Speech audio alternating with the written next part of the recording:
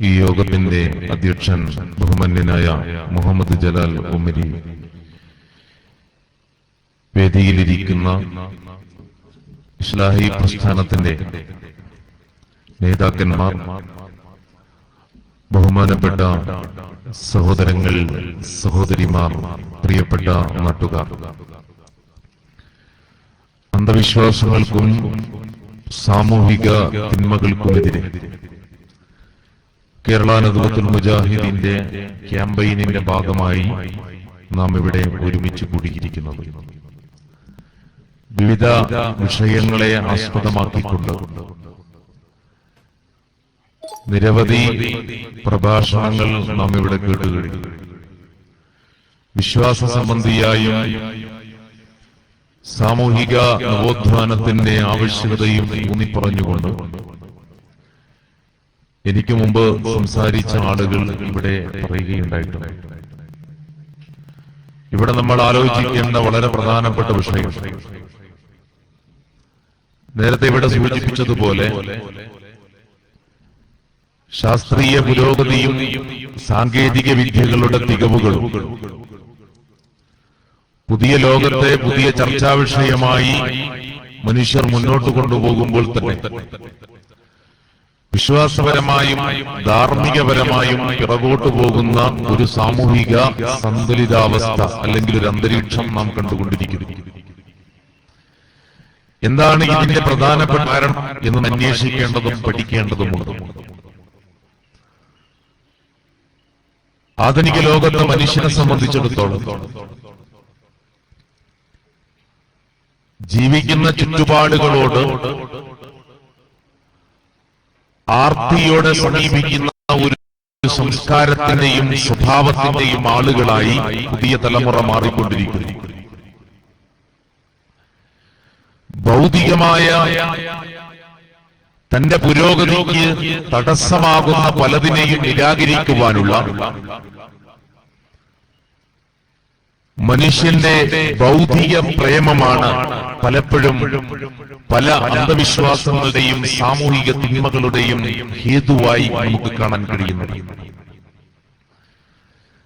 എല്ലാ കാലഘട്ടത്തിലും ഇവിടെ ജീവിക്കണമെന്ന മനുഷ്യന്റെ അടങ്ങാത്ത കൊതിയുടെയും അതിനു മുന്നിൽ എനിക്ക് പ്രയാസമായി തീരുന്ന മുഴുവതിനെയും തട്ടിമാറ്റുവാനുള്ള എളുപ്പവഴികൾ അന്വേഷിക്കുകയും ചെയ്തുകൊണ്ടിരിക്കുമ്പോൾ മനുഷ്യന്റെ ഈ സ്വാർത്ഥ മനോഭാവങ്ങളെയും മനുഷ്യരുടെ ഈ ഭൗതിക ഭ്രമത്തെയും ഒന്നായി ചൂഷണം ചെയ്തുകൊണ്ടാണ് പുരോഹിതന്മാർ സമൂഹത്തിൽ ഉയർന്നു വരുന്നത് എന്ന് നമുക്ക് കാണുവാൻ സാധിക്കും. ശരിയായ വിശ്വാസത്തെക്കുറിച്ച് പഠിക്കുവാനും മനസ്സിലാക്കുവാനുമുള്ള മനുഷ്യന്റെ ശ്രദ്ധയുടെ കുറവ് പലപ്പോഴും പൗരോഹിത്യം ചൂഷണം ചെയ്തുകൊണ്ട് മുന്നോട്ട് വരുന്നതാണ് അന്ധവിശ്വാസങ്ങൾ ഈ വിധത്തിൽ സമൂഹത്തിൽ വളർന്നു വരാനുള്ള ഒരു പ്രധാനപ്പെട്ട കാരണം. നമ്മൾ ആലോചിക്കുന്നത് എന്താണ് വിശ്വാസം? ലോകത്തെ എല്ലാ മനുഷ്യർക്കും ഉൾക്കൊള്ളാൻ കഴിയുന്ന ലളിതവും സരളവുമായ മാർഗമാണ് വിശ്വാസത്തിന്റേത്. ലോകത്തെ മുഴുവൻ വേദഗ്രന്ഥങ്ങളും അവതരിപ്പിക്കുന്ന വിശ്വാസം അങ്ങനെയാണ്. ലോകത്തെ എല്ലാ വേദഗ്രന്ഥങ്ങളും, തൗറാത്തായിരുന്നാലും ഇഞ്ചീലായിരുന്നാലും സബൂറായിരുന്നാലും, ഈ വേദഗ്രന്ഥങ്ങളുടെ എല്ലാം തുടർച്ചയും അവസാനത്തെ പതിപ്പുമായ മാനവകുലത്തിന്റെ മാർഗദർശനങ്ങൾ വിശദീകരിക്കുന്ന വിശുദ്ധ ഖുർആനായിരുന്നാലും വിശ്വാസത്തെക്കുറിച്ച് പ്രതിപാദിക്കുന്നത് വളരെ ലളിതമായിട്ടാണ്. ഈ ലളിതമായ വിശ്വാസത്തെ മനസ്സിലാക്കുവാൻ മനുഷ്യൻ സന്നദ്ധമാകുന്നില്ല എന്നുള്ളതാണ് പ്രയാസം. വിശ്വാസം മനുഷ്യന്റെ ബുദ്ധിയോട് സംവദിക്കും. വിശ്വാസം പ്രമാണങ്ങളെ കൊണ്ട് സംസാരിക്കും.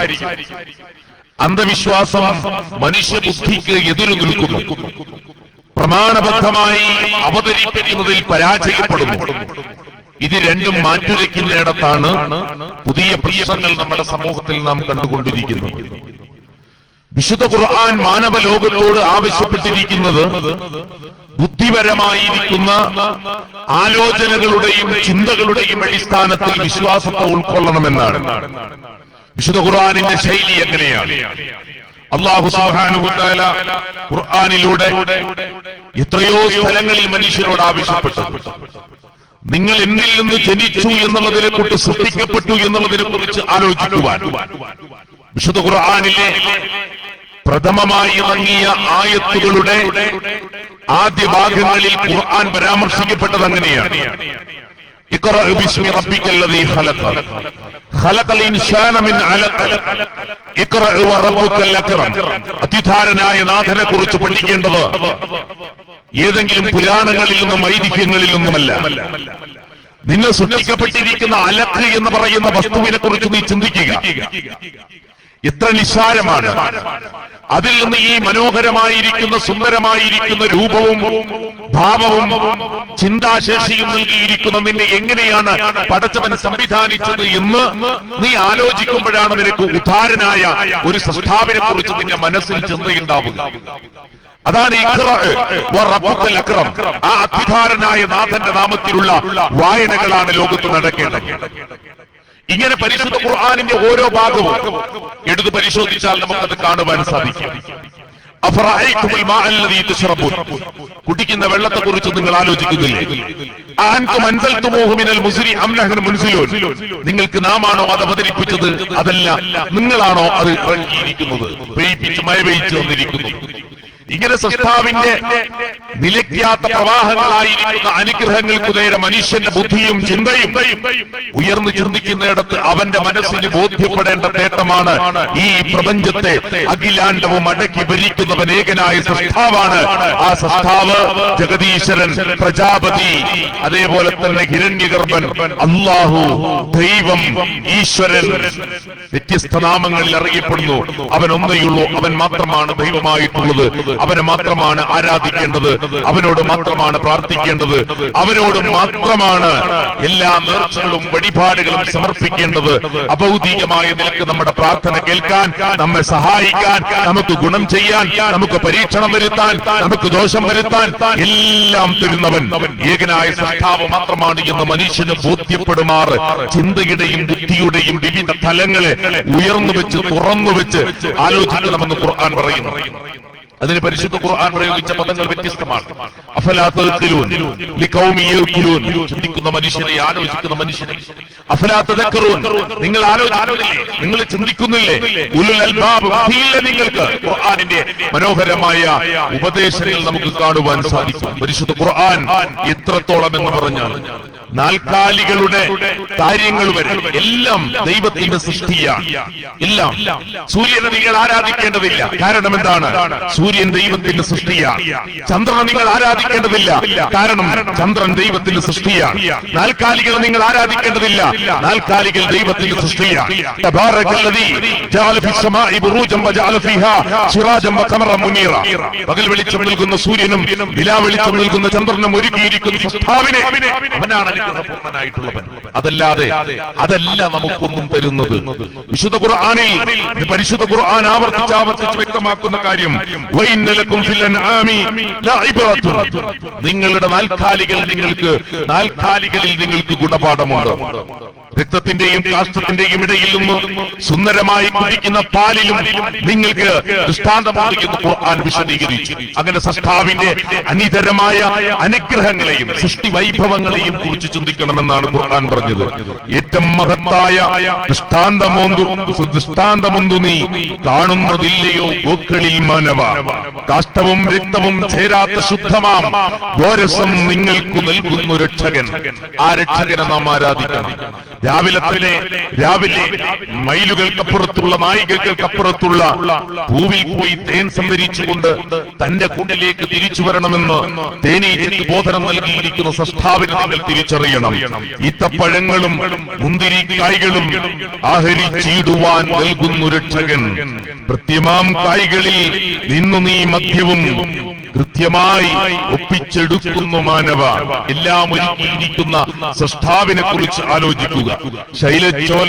ശൈലോച്ചയത്തിലും വൻമരക്കൊമ്പിലും മർത്യൻ പടുക്കുന്ന ഗോപുരാകൃത്തിലും പഞ്ചരം നിർമ്മിക്കും തേഞ്ചമച്ചീടുവാൻ ഭക്ഷികത്തോടവൻ കൽപ്പിച്ചു സാധന. പകരം.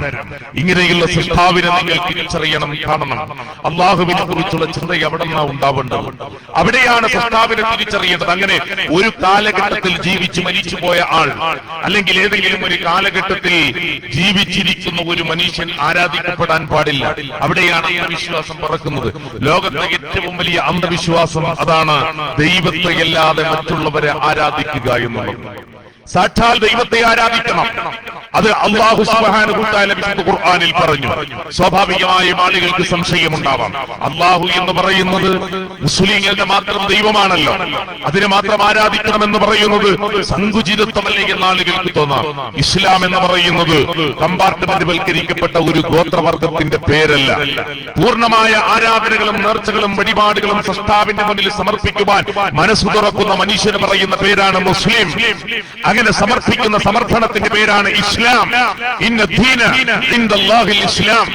ദൈവത്തിന്റെ അടുക്കൽ സമർപ്പണമാണ് യഥാർത്ഥ മതം എന്ന് പറയുന്നത്. സ്വീകാര്യമായ മതം സമർപ്പിക്കുക എന്നുള്ളതാണ്. അല്ലാഹുവിന്റെ മുന്നിൽ സമർപ്പിക്കുക എന്നുള്ളതാണ്. എല്ലാം പടച്ചവന് മാത്രം, അത് മാത്രമായിരിക്കണം, അല്ലാഹുവിന് മാത്രമായിരിക്കണം. അത് ഖുർആൻ പ്രയോഗിച്ചത് അങ്ങനെയാണ്. യാ അയ്യുഹന്നാസ്, മനുഷ്യരെ നിങ്ങൾ ആരാധിക്കേണ്ടത് നിങ്ങളെയും നിങ്ങളുടെ മുമ്പുള്ളവരെയും സൃഷ്ടിച്ച് പരിപാലിക്കുന്ന ജഗനിയന്താവായ സൃഷ്ടാവിനെയാണ്. ഭാഷകളും ദേശങ്ങളും കാലവ്യത്യാസങ്ങളില്ലാതെ എല്ലാ ഭാഷകളും ദേശങ്ങളും അറിയാവുന്ന സൃഷ്ടാവിനെ നിങ്ങൾ ആരാധിക്കുക. അങ്ങനെ ബുദ്ധിപരമായ ആലോചനയുടെ, ബുദ്ധിപരമായ ചിന്തയുടെ, ബുദ്ധിപരമായ ആലോചനകളും ചിന്തകളും സമന്വയിപ്പിച്ചുകൊണ്ട് പ്രമാണബദ്ധമായി മതത്തെ മനസ്സിലാക്കുമ്പോഴാണ് അന്ധവിശ്വാസം ഒരു മനുഷ്യരിൽ നിന്ന് പുറത്തേക്ക് പോകുക. നിങ്ങൾ അന്ധവിശ്വാസത്തെ എടുത്ത് പരിശോധിച്ചു നോക്കുക. എങ്ങനെയാണ് അന്ധവിശ്വാസങ്ങൾ കടന്നു വരുന്നത്? ഒന്ന്, അവൻ അല്ലാഹുവിനെ കുറിച്ച് ശരിയായ ബോധ്യമില്ല. രണ്ട്, ദൈവവിധിയിൽ വിശ്വസിക്കുവാൻ അവന്റെ മനസ്സ് കൂട്ടുനിൽക്കുന്നില്ല. മൂന്ന്, മനുഷ്യന്റെ ഭാവിയെ കുറിച്ചുള്ള ജിജ്ഞാസകൾ കടന്നു വരുന്നു. നാലാമത്തത്, ക്ഷമ എന്ന് പറയുന്ന ജീവിതത്തിന്റെ അനിവാര്യമായ ഒരു ഘടകത്തെ എടുത്തു മാറ്റുന്നു. അഞ്ചാമത്തത്, താൻ പൂർണ്ണമായും ഭരമേൽപ്പിക്കേണ്ടവൻ സൃഷ്ടാവാണ് എന്ന ബോധത്തിൽ നിന്ന് മനുഷ്യൻ വ്യതിചലിച്ചു പോകുന്നു. അവിടെ എല്ലാം അന്ധവിശ്വാസങ്ങൾ ഉണ്ടാവും. നിങ്ങൾ ലോകത്ത് ഏത് അന്ധവിശ്വാസത്തിന്റെ കേന്ദ്രം എടുത്ത് പരിശോധിച്ചാലും നമുക്കിത് കാണുവാൻ സാധിക്കും. എന്തിനാ നിങ്ങൾ അത് ചെയ്യുന്നത് എന്ന് ചോദിച്ചാൽ ഉടനെ അവർ പറയുന്ന ഉത്തരം ഇത് മാത്രമായിരിക്കും. ഞങ്ങൾ ഇങ്ങനെയൊക്കെ ചെയ്യുന്നത് കാരുണ്യം പോരാഞ്ഞിട്ടാണ്. ആരുടെ കാരുണ്യമാണ് പോരാത്തത്? സ്വാഭാവികമായും ഒരു അന്വേഷണം നാം നടത്തേണ്ടതുണ്ട്. അള്ളാഹുവിനെ കുറിച്ചുള്ള ചിന്ത, മനുഷ്യൻ ദൈവത്തെ കുറിച്ച് മനസ്സിലാക്കുന്നിടത്ത് പരാജയപ്പെടുന്നു.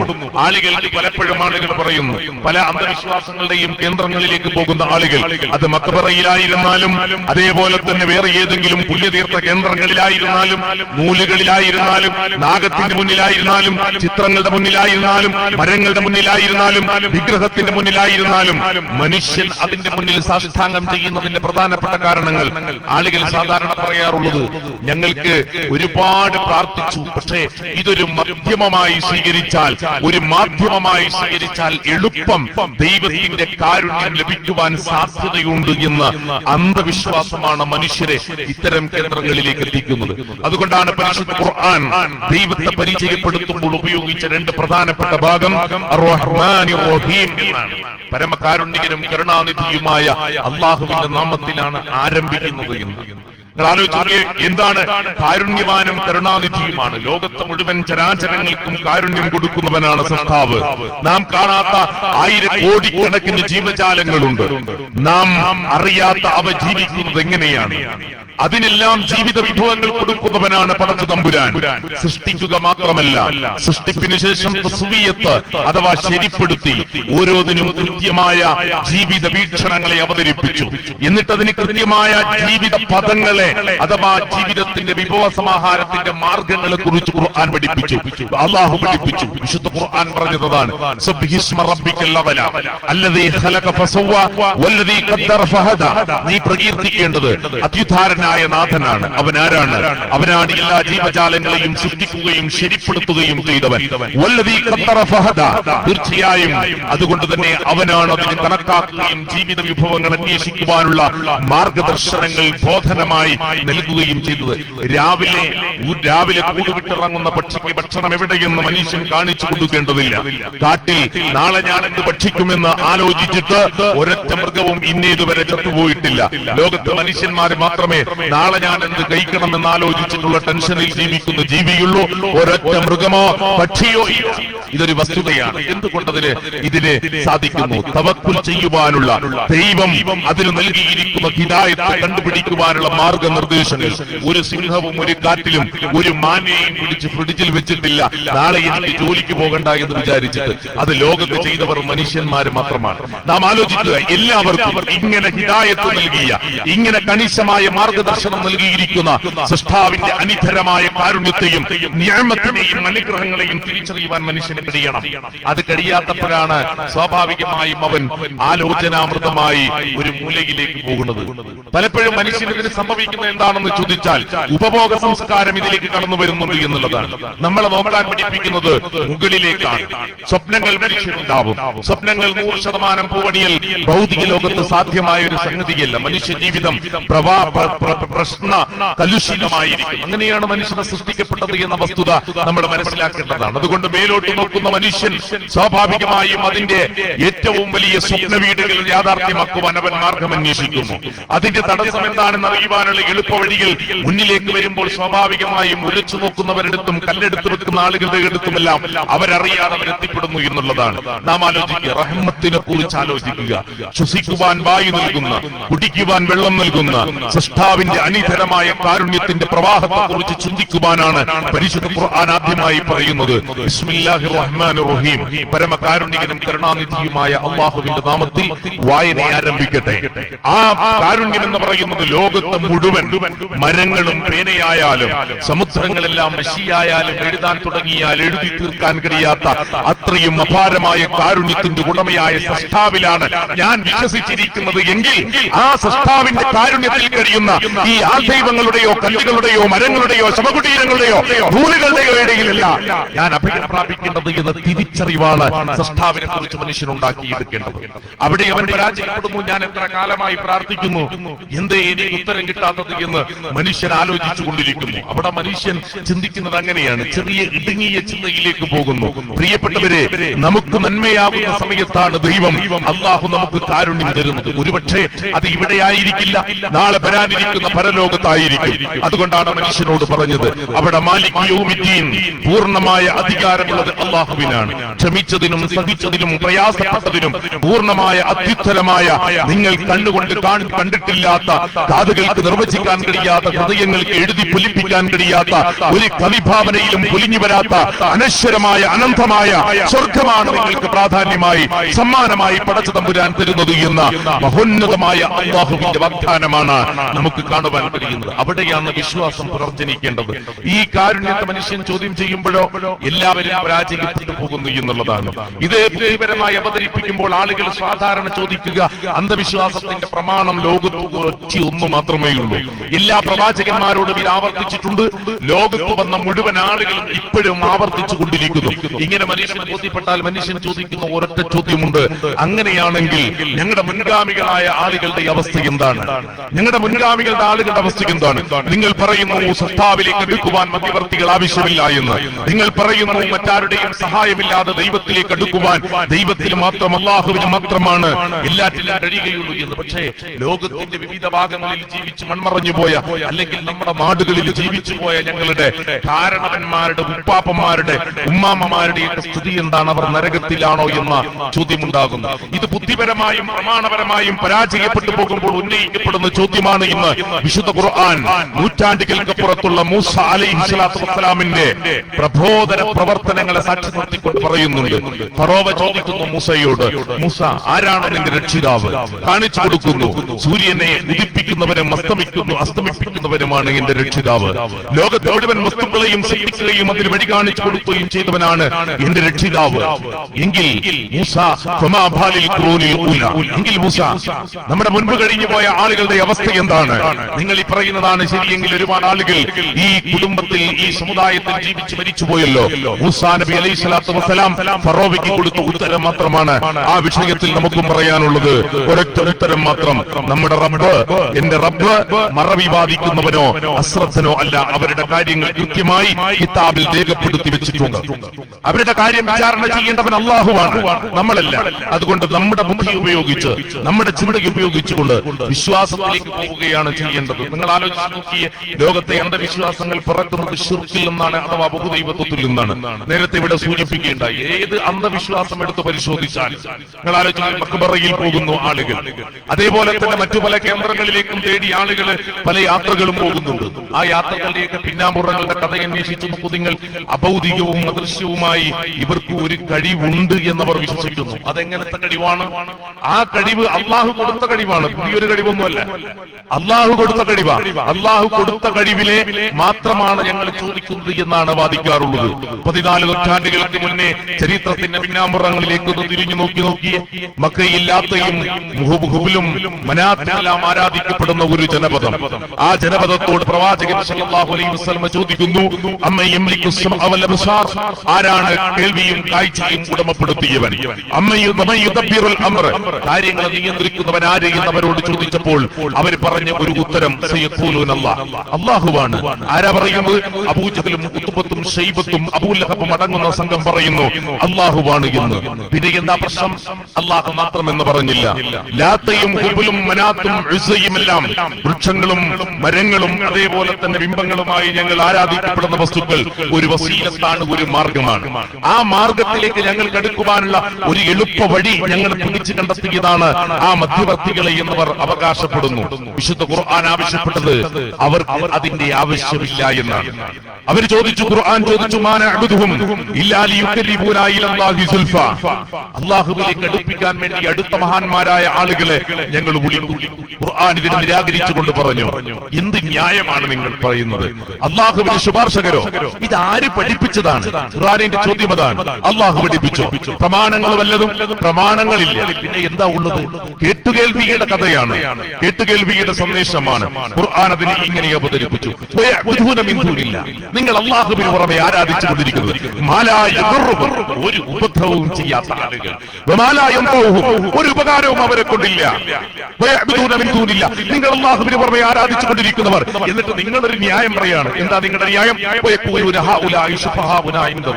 അല്ലാഹുവിന്റെ അടുത്ത് ഇവർ ശുപാർശകരാണ് എന്ന് നിങ്ങൾ പറഞ്ഞു വരുത്തുകയാണ്. അല്ലാഹു അങ്ങനെ പറഞ്ഞിട്ടുണ്ടോ? ഇല്ല. പ്രവാചകൻ സല്ലല്ലാഹു അലൈഹി വസല്ലം പഠിപ്പിച്ചിട്ടുണ്ടോ? ഇല്ല. പിന്നെ നിങ്ങൾ പറയുകയാണ്. എന്താ നിങ്ങൾ പറയുന്നത്? അല്ലാഹുവിന്റെ അടുത്ത് ഇവർ ശുപാർശകരാണ് എന്ന്. വിശുദ്ധ ഖുർആനിലെ 10-ാം അധ്യായം സൂറത്ത് യൂനുസിലെ 18-ാമത്തെ വചനം. എന്നിട്ട് അല്ലാഹു പറയുന്നു, ചോദിക്കുക പ്രവാചകരെ ഈ വാദക്കാരോട്, അല്ലാഹുവിന്റെ അടുത്ത് ശുപാർശകരായ ആളുകളെ വെച്ചുകൊണ്ട് പല കേന്ദ്രങ്ങളിലും അഭയം തേടിക്കൊണ്ട് കോടിക്കണക്കിന് രൂപയുടെ ബിസിനസ് നടത്തിക്കൊണ്ടിരിക്കുന്ന പൗരോഹിത്യ വർഗത്തോട് ചോദിക്കുവാൻ പറഞ്ഞ ഒരു ചോദ്യം ഇതാണ്, നിങ്ങൾ അല്ലാഹുവിനെ അറിയിക്കുകയാണോ? ആകാശഭൂമിയിൽ അല്ലാഹുക്കറിയാത്തൊരു കാര്യം നിങ്ങൾ പടച്ചോനെ പഠിപ്പിക്കുകയാണോ? സുബ്ഹാനഹു വ തആല അമ്മാ യുശ്രികൂൻ. നിങ്ങൾ ആരോപിച്ചുകൊണ്ടിരിക്കുന്ന ഈ ശിർക്കിൽ നിന്ന്, അഥവാ ഈ അന്ധവിശ്വാസത്തിൽ നിന്ന് പടച്ച തമ്പുരാൻ എത്രയോ പവിത്രനാണ്, പരിശുദ്ധനാണ് എന്ന് ഖുർആൻ പറയുന്നു. നിങ്ങൾ ആലോചിച്ചേ ഖുർആനിന്റെ അവതരണം. അപ്പൊ ഇത് സാധാരണ പറയുമ്പോ ചില ആളുകളൊക്കെ വയലു പറയാറുണ്ട്. എന്താ പറയാ? എന്തോ വഹാബികള് മുജാഹിദുകൾ എന്താ ചെയ്യുന്നത്? നമ്മുടെ ഔലിയാക്കന്മാരെ കുറിച്ചല്ല പറയുന്നത്, പകരം ആരെ കുറിച്ചാണ്? അതൊക്കെ മക്കയിലുണ്ടായിരുന്ന മുശ്രിക്കുകളെ കുറിച്ചാണ്, അതല്ലാതെ ഞങ്ങളുടെ അമ്പിയാക്കന്മാരെ കുറിച്ചല്ല, ഞങ്ങൾ വിളിച്ചു പ്രാർത്ഥിക്കുന്ന ഔലിയാക്കന്മാരെ കുറിച്ചല്ല. വഹാബികളെ നിങ്ങൾ എന്തിനാണ് ഇങ്ങനെ പറഞ്ഞു വരത്തുന്നത് എന്ന് സാധാരണ ചോദിക്കാറുണ്ട്. ഇമാം റാസി ഇതിന് മറുപടി പറഞ്ഞു. മഹാനായ ഇമാം റാസി റഹിമഹുല്ലാഹ് ഈ ആയത്തിനെ വിശദീകരിച്ചുകൊണ്ട് പറഞ്ഞു എന്താണെന്നറിയോ?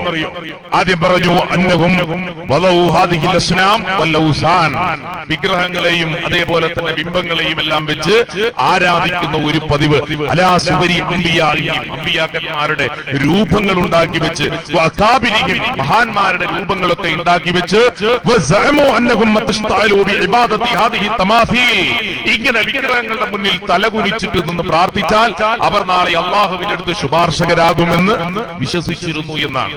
എന്നിട്ട് ഇമാം റാസി പറയുന്നത് അറിയോ? ഏതാണ്ട് അതുപോലെ തന്നെ, ഏതാണ്ട് അതുപോലെ തന്നെ അല്ലേ? അതുപോലെ ഈ കാലഘട്ടത്തിൽ ഈ കാലഘട്ടത്തിലും ചില ആളുകളുണ്ട്, ധാരാളം ആളുകൾ ഖബറിനെ ബഹുമാനിക്കുന്നു, ഖബറിനെ ആദരിക്കുന്നു. എന്തിനാ? ഖുബൂറൽ അകാബീർ, മഹാന്മാരുടെ ഖബറുകളെ അലാ ഇത്തിഖാദി അന്നഹും ഇദാ അള്ളമു, അങ്ങനെ അവർ ബഹുമാനിക്കുമ്പോൾ അവരുടെ വിശ്വാസം ഖുബൂറഹും, അവരുടെ ഖബറിലുള്ള ആളുകൾ ഫഇന്നഹും യകൂനൂന ശുഫാഅ ലഹും ഇൻദില്ലാഹ്, നാളെ അല്ലാഹുവിന്റെ അടുത്ത് ഞങ്ങൾക്ക് ശുപാർശകരായി വരും എന്ന് വിചാരിച്ചുകൊണ്ടാണ് പ്രാർത്ഥിക്കുന്നത് എന്ന്. നിങ്ങൾ ആലോചിച്ചു, ഇതാരാ പറഞ്ഞത്? മഹാനായ ഇമാം റാസി റഹിമഹുല്ലാഹ് വിശദീകരിക്കുകയാണ്. നമുക്ക് ആരോടും ദേഷ്യമൊന്നുമില്ല, പക്ഷെ ഈ കാര്യങ്ങൾ വിശദീകരിക്കാം. മക്ബറ കേന്ദ്രീകരിച്ചുകൊണ്ട് നടക്കുന്ന അന്ധവിശ്വാസങ്ങൾ ചില്ലറയാണ്. മനുഷ്യന്മാർക്ക് എന്ത് പ്രയാസം ഉണ്ടായാലും നിങ്ങൾ ആലോചിച്ചൊക്കെ, ആരാന്നറിയാത്ത ആളുകളില്ലേ, എന്താണെന്നറിയാത്ത ആളുകളില്ലേ? ഒരുപാട് ആളുകളെ നമുക്ക് ആ രൂപത്തിൽ പ്രിയപ്പെട്ടവരെ നമുക്ക് കാണുവാൻ സാധിക്കും. എന്താണ് പേര്, എങ്ങനെയാണ് എന്നറിയാത്ത ഇഷ്ടം പോലെ ആളുകളില്ലേ? പുതുപൊന്നാനിയിലെ മുനമ്പത്ത് ജാറത്തിലെ ആളുകൾ പോകുന്നു, അവിടെ എത്ര ലക്ഷങ്ങൾ കോടിക്കണക്കിന് ഉറുപ്പിയപ്പ് സമ്പാദിച്ചു. അവരെ കുറിച്ച് വലിയ വലിയ പാട്ടുകളൊക്കെ എഴുതിയിട്ടുണ്ടല്ലോ. നിങ്ങൾ ആലോചിച്ച് നോക്കിയേ, എന്താണ് ബുദ്ധിപരമായ പ്രമാണം പുതുപൊന്നാനിയിലെ മുനമ്പത്ത് ബീവിയെ കുറിച്ച്? എന്താണ് അതിന് പ്രാമാണികമായ അടിത്തറ? ഒന്നുമില്ല. ആരാന്നറിയോ? ആരാന്നറിയില്ല. അതാണ് പ്രശ്നം. ഇങ്ങനെ ആരാധിക്കപ്പെടുക. നിങ്ങൾ ആലോചിച്ച്, കുദ്റത്തുമാല എന്ന് പറയുന്ന ഒരു ഭാഗമുണ്ട്. മാപ്പിള സാഹിത്യത്തിലെ ഏറ്റവും പ്രധാനപ്പെട്ട ഒരു ഭാഗമാണ് കുദ്റത്തുമാല. കുദ്റത്തുമാല മുഹമ്മദ് മറ്റത്ത് രചിച്ചത് പിന്നെ മുനമ്പത്ത് ബീവിയെ കുറിച്ചാണ്. അതിൽ പറയുന്നത് അറിയോ നിങ്ങൾ? കൊല്ലമായി 1403 ദുൽഹിജ്ജ 8 ബീവി മാറവായെ തല്ലും തിരമാല തല്ലിക്കാരക്കിട്ട് വള്ളൽ കുളാ ബീവിയാണെന്നറിയുവീൻ. തല്ലും തിരമാല മുനമ്പത്ത് കടപ്പുറത്ത് ഒരു മയ്യത്ത് കൊണ്ടുവന്നു. ആരാ കൊണ്ടുവന്നത്? തിരമാലയാണ്. ആലോചിച്ചു നോക്കണം. എന്നിട്ട് പറയാ, ബഹറിനോടുകൂടി വന്നെത്തിയ ബീവിയാൽ മഹദീസ് മീനെ അറിയൂല ആരാലും. മഹദീന്റെ പേരെന്താന്ന് ചോദിച്ചാൽ ആർക്കും അറിയില്ല. നാടറിയോ? മഹദീ ബാലദീനെ അറിയൂല ആരാലും. പിന്നെ എങ്ങനെയാ കറാമത്ത് വന്നത്? 21 നാള് ബീവിയാൾ മയ്യത്ത് ഇരപാകലില്ലാതെ കിടന്നു മൂനമ്പ്. ഉന്നൂടും വീക്കും തണുപ്പിലും ഒരുപോലെ മയ്യം കടന്നു തരത്തിലും. ഇത്രയും നാളുകൾ ബീവിക്ക് കാവലായി മത്തീരം കൽബും കുറുക്കനും നിൽപ്പായി. തത്തീടും പക്ഷികൾ ചിറകിട്ടു നിലയായി തത്തീരം പാമ്പുകൾ കൊത്താതെഴുപ്പായി. ആരൊക്കെയാ കാവല്? 21 ദിവസം ഒരു മനുഷ്യന്മാർക്ക് മനസ്സിലായിട്ടില്ല എന്നാ പറഞ്ഞത്. കറാമത്തെന്ന് തോന്നും. കുറുക്കനും പട്ടിയും പക്ഷിയും എല്ലാം അതിന് ചുറ്റും ഓടിക്കറങ്ങി. ആരാ പറഞ്ഞത്? മുഹമ്മദ് മറ്റത്ത് എഴുതിയതാ. എന്നിട്ടോ ഇതാണ് കറാമത്ത്. ഇത്തരം മജബുകൾ കണ്ടേറെ നൽമകൾ മുത്തീരം ബീവിയാൽ മയ്യം മറപ്പാളർ മറപ്പെട്ടേറെ നാൾ കഴിഞ്ഞു കാബറുകൾ അറിവായി ഏറ്റം കറാമത്തു കന്നങ്ങൾ. ഇതാണ് കറാമത്ത്. ആലോചിച്ച്, ഈ കറാമത്തിന് വേണ്ടിയിട്ടാണ് അവിടെ പോയിട്ട് മഹദിയോട് പ്രാർത്ഥിക്കുന്നത്. അതേപോലെ തന്നെ പല കേന്ദ്രങ്ങളിലേക്കും പോകുന്നത്. നാഗൂരിലെയും അജ്മീറിലെയും ഭീമാപ്പള്ളിയിലെയും ഒടുങ്ങാക്കാടയും എന്ന് വേണ്ട ഡൽഹിയിൽ തുടങ്ങി അങ്ങേയറ്റത്ത് നിന്ന് ഇങ്ങേയറ്റം വരെ നീണ്ടു കിടക്കുന്ന മക്ബറകളിൽ മുഴുവൻ മുസ്ലിം സമുദായം പോയി പൊട്ടിക്കരഞ്ഞുകൊണ്ടിരിക്കുന്നത് ഇതിനു വേണ്ടിയിട്ടാണ്. അള്ളാഹ് എന്താ പറഞ്ഞത്? പടച്ചോനല്ലേ ഉത്തരം പറയേണ്ടത്. അല്ലാഹു സുബ്ഹാനഹു വതആല പറഞ്ഞത് ഇവരെയൊന്നും നിങ്ങൾ പോകണ്ട അല്ലേ? വഖാല റബ്ബുകും ഉദ്ഉനി അസ്തജിബ് ലക്കും. നിങ്ങൾക്ക് പ്രാർത്ഥിക്കുവാനുണ്ടെങ്കിൽ എന്നോട് പ്രാർത്ഥിക്കുക, അല്ലാഹു നിങ്ങൾക്ക് ഉത്തരം തരും. പടച്ചോൻ പറയാണ്, ഞാൻ എന്നോട് ചോദിച്ചോളൂ, ഞാൻ ഉത്തരം നൽകാം. ഇന്നല്ലദീന യസ്തക്ബിറൂന അൻ ഇബാദതി സയദ്ഖുലൂന ജഹന്നമ ദാഖിരീൻ. നിങ്ങൾ പ്രാർത്ഥന എന്ന ആരാധന അല്ലാഹുവിനോട് ചെയ്യുന്നതിനപ്പുറത്ത് നിങ്ങൾ ചെയ്താൽ നിങ്ങൾ കത്തിയാളുന്ന നരകത്തിൽ പോകും. ഖുർആനിലെ അല്ലാഹു സുബ്ഹാനഹു വതആല കൃത്യമായിട്ട് പറയാം. അപ്പൊ നമ്മൾ മഖബറകൾ തേടി പോകണോ? അവിടെ ഏറ്റവും കൂടുതൽ അന്ധവിശ്വാസങ്ങൾ നടക്കുന്നത് തിരുവനന്തപുരം ഭീമാപള്ളിയിലൊക്കെ കേന്ദ്രീകരിച്ച് നടക്കുന്ന അധാർമിക പ്രവർത്തനങ്ങൾക്ക് കൽക്കയും കണക്കുണ്ടോ? ഇവിടെയുള്ള ഭരണാധികാരികൾ ഇതിൽ ഇടപെടുമോ? നിയമപാലകർ ഇടപെടുമോ? വിശ്വാസകാര്യമായതുകൊണ്ട് ഇത്തരം കേന്ദ്രങ്ങളിലേക്ക് ഒരാളും കയറി ചെല്ലുകയില്ല. അതുകൊണ്ട് ഏത് വൃത്തികേടുകളും കാണിക്കുവാനുള്ള എളുപ്പവഴിയായി ഇത്തരം കേന്ദ്രങ്ങളെ മാറ്റിയെടുക്കുന്ന സാമൂഹിക വിരുദ്ധരുടെ കേന്ദ്രമായി വരെ ഈ ആരാധനാലയങ്ങളെ മാറ്റിക്കൊണ്ടിരിക്കുന്നു. ഇതിനെ എതിർക്കുകയാണ്. പ്രവാചകൻ സല്ലല്ലാഹു അലൈഹി വസല്ലം പഠിപ്പിച്ചു, ഇത് നമ്മുടെ ഏർപ്പാടല്ല അല്ലേ? എന്റെ ആളുകൾ പറയണേ അങ്ങനെയല്ല, നമ്മുടെ ഏർപ്പാട്. എന്താ കുഴപ്പം? ഇവർ പറഞ്ഞൊക്കെ പ്രചരിപ്പിക്കുക എന്താണ്? എല്ലാ അദൃശ്യമായ കാര്യങ്ങളും അല്ലാഹു അല്ലാതെ ലോകത്തെ എല്ലാവർക്കും അറിയാം, എല്ലാ മഹാന്മാർക്കും അറിയാം, ജീവിച്ചിരിക്കുന്ന ആൾക്കാർക്കും അറിയാം അല്ലേ? ഒരാൾ റസൂലുള്ളാഹിനോടുള്ള സ്നേഹം അങ്ങനെ തുളുമ്പിപ്പോവുക ഈ മാസ ആൾക്കാർക്ക് അല്ലേ? എന്നിട്ട് എന്താ കോലം? ചാണിന് ചാണായും ഉയത്തിനും ഉയമായും ഇങ്ങനെ അനുകരിച്ചുകൊണ്ട് മുന്നോട്ട് പോവുക. കുറെ അറബി കുട്ടികൾ ഇങ്ങനെ നടന്നു പോവുക കേരളത്തിന്റെ മണ്ണിലൂടെ. എന്താ സംഗതി? കുതിരപ്പുറത്ത്, ഒട്ടകപ്പുറത്തും കുതിരപ്പുറത്തും ഒക്കെ വേറൊരാള് പച്ചക്കൊടിയും പിടിച്ചിട്ട് ഇങ്ങനെ നിൽക്കുക. എന്നിട്ടില്ല യാ നബി സലാം അലൈക്കും യാ റസൂൽ ഇങ്ങനെ പാടി പോവാണ്. ചാണിന് ചാണായും മുഴത്തിന് മുഴമായും മറ്റ് സമുദായങ്ങളെ അനുകരിക്കുന്ന എന്റെ സമുദായം ഒരു മാളത്തിൽ അവർ കയറിയതെങ്കിൽ ആ മാളത്തിൽ നിങ്ങളും തലയിട്ട് കയറുമെന്ന് അള്ളാഹുവിന്റെ പ്രവാചകൻ 14 നൂറ്റാണ്ടുകൾക്ക് മുമ്പ് പഠിപ്പിച്ചിട്ടുണ്ട്. ആലോചിച്ചിട്ട് ഇതാണോ സ്നേഹം? ഈ സ്നേഹത്തിന്റെയൊക്കെ മികവില് എന്തൊക്കെ കഥകളെ പറഞ്ഞുണ്ടാക്കുന്നറിയോ അല്ലെ? ഒരു കപ്പൽ യാത്ര എങ്ങനെ ചെയ്യാണ്? ഔലിയാക്കന്മാരുടെ കഴിവ് പറയാൻ ഖുർആനിൽ അല്ലാഹു പറഞ്ഞത് വിശദീകരിക്കാം. നമ്മൾ ആലോചിച്ച് നോക്കണം. ഇവരെന്താ പറഞ്ഞു വരുന്നറിയോ? നിങ്ങൾ പുതിയ കഥകൾ എഡിഷൻ ആയിട്ട് ഇറക്കുകയാണ് അല്ലേ? എന്താ പറഞ്ഞത്? ഒരു കപ്പലിൽ ഇങ്ങനെ യാത്ര പോവുകയാണ് കുറെ ആൾക്കാർ. ആ കപ്പലിൽ യാത്ര പോകുമ്പോൾ കപ്പല് കോളിലും ഇതിലൊക്കെ പെട്ടിട്ട് ഇങ്ങനെ ആടാൻ തുടങ്ങി റസൂൽ പറയാണ്. എന്നിട്ടോ അപ്പൊ വിളിച്ചു കുറെ ആളുകൾ അല്ലാ എന്ന് വിളിച്ചു. ഉത്തരമില്ല. അവിടെ നിന്ന് വിളിച്ചു യാ നബിയല്ലാ. അങ്ങനെ നബിയേ വിളിച്ചപ്പോ ഒരു ശൈഖ് അതിലുണ്ടായിരുന്നു. ശൈഖ് പറഞ്ഞു ഇനി വിളിക്കല്ല, റസൂലുള്ള വിളി കേട്ടിരിക്കുന്നു. ആലോചിച്ച് നിങ്ങള്, റസൂലുള്ള വിളി കേട്ടിരിക്കുന്നു, ഇനി നിങ്ങൾ മിണ്ടാതിരിക്കണം. റസൂലുള്ള അബൂബക്കർ സിദ്ദീഖ് ോട് ആ കപ്പല് പിടിച്ചുകൊണ്ട് അക്കരെ വരെ അബൂബക്കർ സിദ്ദീഖ് റളിയല്ലാഹുവിനെ കൊണ്ടുപോയി ആളെ രക്ഷപ്പെടുത്തി. ആലോചിച്ച് മുസ്ലിം സമുദായത്തിലെ വയലപ്പത് അല്ലേ? എന്നിട്ട് തെളിവെന്താ? തെളിവ് വല്ലേ നീലത്തീന്നും എന്നെ വീളിപ്പോർക്ക് വായ്പൂടാവു തീരം നൽകും ഞാൻ എന്നോവർ. മഹാന്മാരുടെ കഴിവാണ്. ആലോചിച്ച് നിങ്ങൾ ഖുർആൻ എന്താ പറഞ്ഞ? നിങ്ങൾ 1000 വട്ടം വിളിച്ചാലും ഒരു കേൾക്കൂല അല്ലേ? ഇൻ തദൂഹും ലാ യസ്മഉ ദുആഅക്കും വലൗ സമിഉ മസ്തജാബു ലക്കും വയൗമൽ ഖിയാമത്തി യക്ഫുറൂന ബിശിർകിക്കും. ഖുർആൻ പറയാ, വിശുദ്ധ ഖുർആനിലെ 36-ാം അധ്യായം 35-ാം അധ്യായം സൂറത്തുൽ ഫാത്തിറിലെ 13-ാമത്തെ വചനം. നിങ്ങൾ ആണേറ്റ് വിളിച്ചാലും മരിച്ചുപോയ ആൾക്കാർ കേൾക്കൂല, കേട്ടാൽ തന്നെ അവർ ഉത്തരം ചെയ്യൂല. ഇനിയോ നാളെ പരലോകത്ത് വരുമ്പോ നിങ്ങളുടെ ഈ ആഞ്ഞുവിളിയുടെ ശിർക്കിനെ അവർ കളയും. ഏതാ വിളി? യാ റസൂലല്ലാഹ്, രക്ഷപ്പെടുത്തണേ റസൂലേ എന്ന് വിളിച്ചാൽ ആ ശിർക്കിനെ നിഷേധിക്കുന്ന. അപ്പൊ ഇതൊക്കെ എന്തിനാ? ഇവർക്കൊക്കെ ഗൈബ് പറയാം അല്ലെ? എല്ലാവർക്കും ഗൈബ് പറയാം. ഈ അടുത്ത് ഞാനിങ്ങനെ തലശ്ശേരി കൂടെ പോകുമ്പോ ഇങ്ങനെ പാട്ടുപാടുക. കാരന്തൂർ മർക്കസിലേക്കൊന്നു പോകണം, കാന്തപുരം ഉസ്താദിനെ ഒന്ന് കാണണം, കഥനങ്ങൾ ഓതിയിടുവാൻ അല്ലെ? അപ്പൊ ഇങ്ങനെ എല്ലാ ഗൈബിയായ കാര്യങ്ങൾ അറിയാം. അപ്പൊ അവിടുത്തെ ഉസ്താദിനെ കൊണ്ടുപോകണം. എന്നിട്ടോ ഇതൊക്കെ വിറ്റഴിക്കപ്പെടണം. ഇവിടെ എന്തൊക്കെ വിറ്റു? ആരെയോ മുടി കൊണ്ടുവന്നു, അതിന്റെ വെള്ളം കൊടുത്തു. ഷെഹറെ മുബാറക്ക് കോടിക്കണക്കിന് രൂപയുടെ ബിസിനസ് നടത്തി. പിന്നെ ഒരു പാത്രം കൊണ്ടുവന്നു, ആ പാത്രം കൊണ്ട് ബിസിനസ് നടത്തി. അതേപോലെ തന്നെ പിന്നെ കുറച്ച് പൊടി കൊണ്ടുവന്നു, അത് വിറ്റു. ഇപ്പൊ പറയുന്നെന്താ അല്ലെ? മദീനയിൽ നിന്ന് 400 വർഷങ്ങൾക്ക് മുമ്പ് ഒരു ഫലകം വീണുപോയിട്ടുണ്ട്. ആ ഫലകം ചിലരുടെ കൈകളിലുണ്ട്. അത് കിട്ടണമെങ്കിൽ $5 മില്യൺ കൊടുക്കണം. അത് കൊടുത്തിട്ടെങ്കിലും ഇൻഷാ അല്ലാഹ് ഞാൻ വാങ്ങിക്കൊണ്ടുവരും, അത് നമുക്ക് വിൽക്കണം. എന്താ അതിൽ എഴുതി വെച്ചിരിക്കുന്നത്? എന്ന വാറോല മദീനയിൽ കെട്ടിത്തൂക്കാൻ നിങ്ങൾ പോയാൽ മതി, ഉടനെ കെട്ടാൻ പറ്റും. ആലോചിച്ചു തുടങ്ങി. നിങ്ങൾ ഇങ്ങനെ പറഞ്ഞ് പ്രചരിപ്പിച്ചിട്ട് ആളുകളെ പറഞ്ഞ് പറ്റിക്കുകയാണ്. എന്നിട്ട് പറയണം ഇതൊക്കെ കഴിവുണ്ട്. എന്തൊക്കെ കഴിവാണുള്ളത് അല്ലേ? പത്തിരി പോലും നിങ്ങൾ അപമാനിക്കാൻ പാടില്ല. ബീഫ് കൊണ്ടുവന്നിട്ട് പത്തിരിനെ കാത്തിരിക്കല്ലാതെ പത്തിരി കൊണ്ടുവന്നിട്ട് നിങ്ങൾ ബീഫിന് ഒരു കാലത്ത് കാത്തിരിക്കരുത്. ഇതൊക്കെ മതകാര്യങ്ങളാണ്. എന്തേ കാര്യം? കാര്യമൊന്നുമില്ല. കാരണം പത്തിരി സ്വർഗത്തിലാണെന്ന് ശൈഖുനാ ഉസ്താദ് പറഞ്ഞിരിക്കുന്നു. ഇത് തന്നെ അവരുടെ മുഖ്യ പ്രശ്നം അല്ലേ?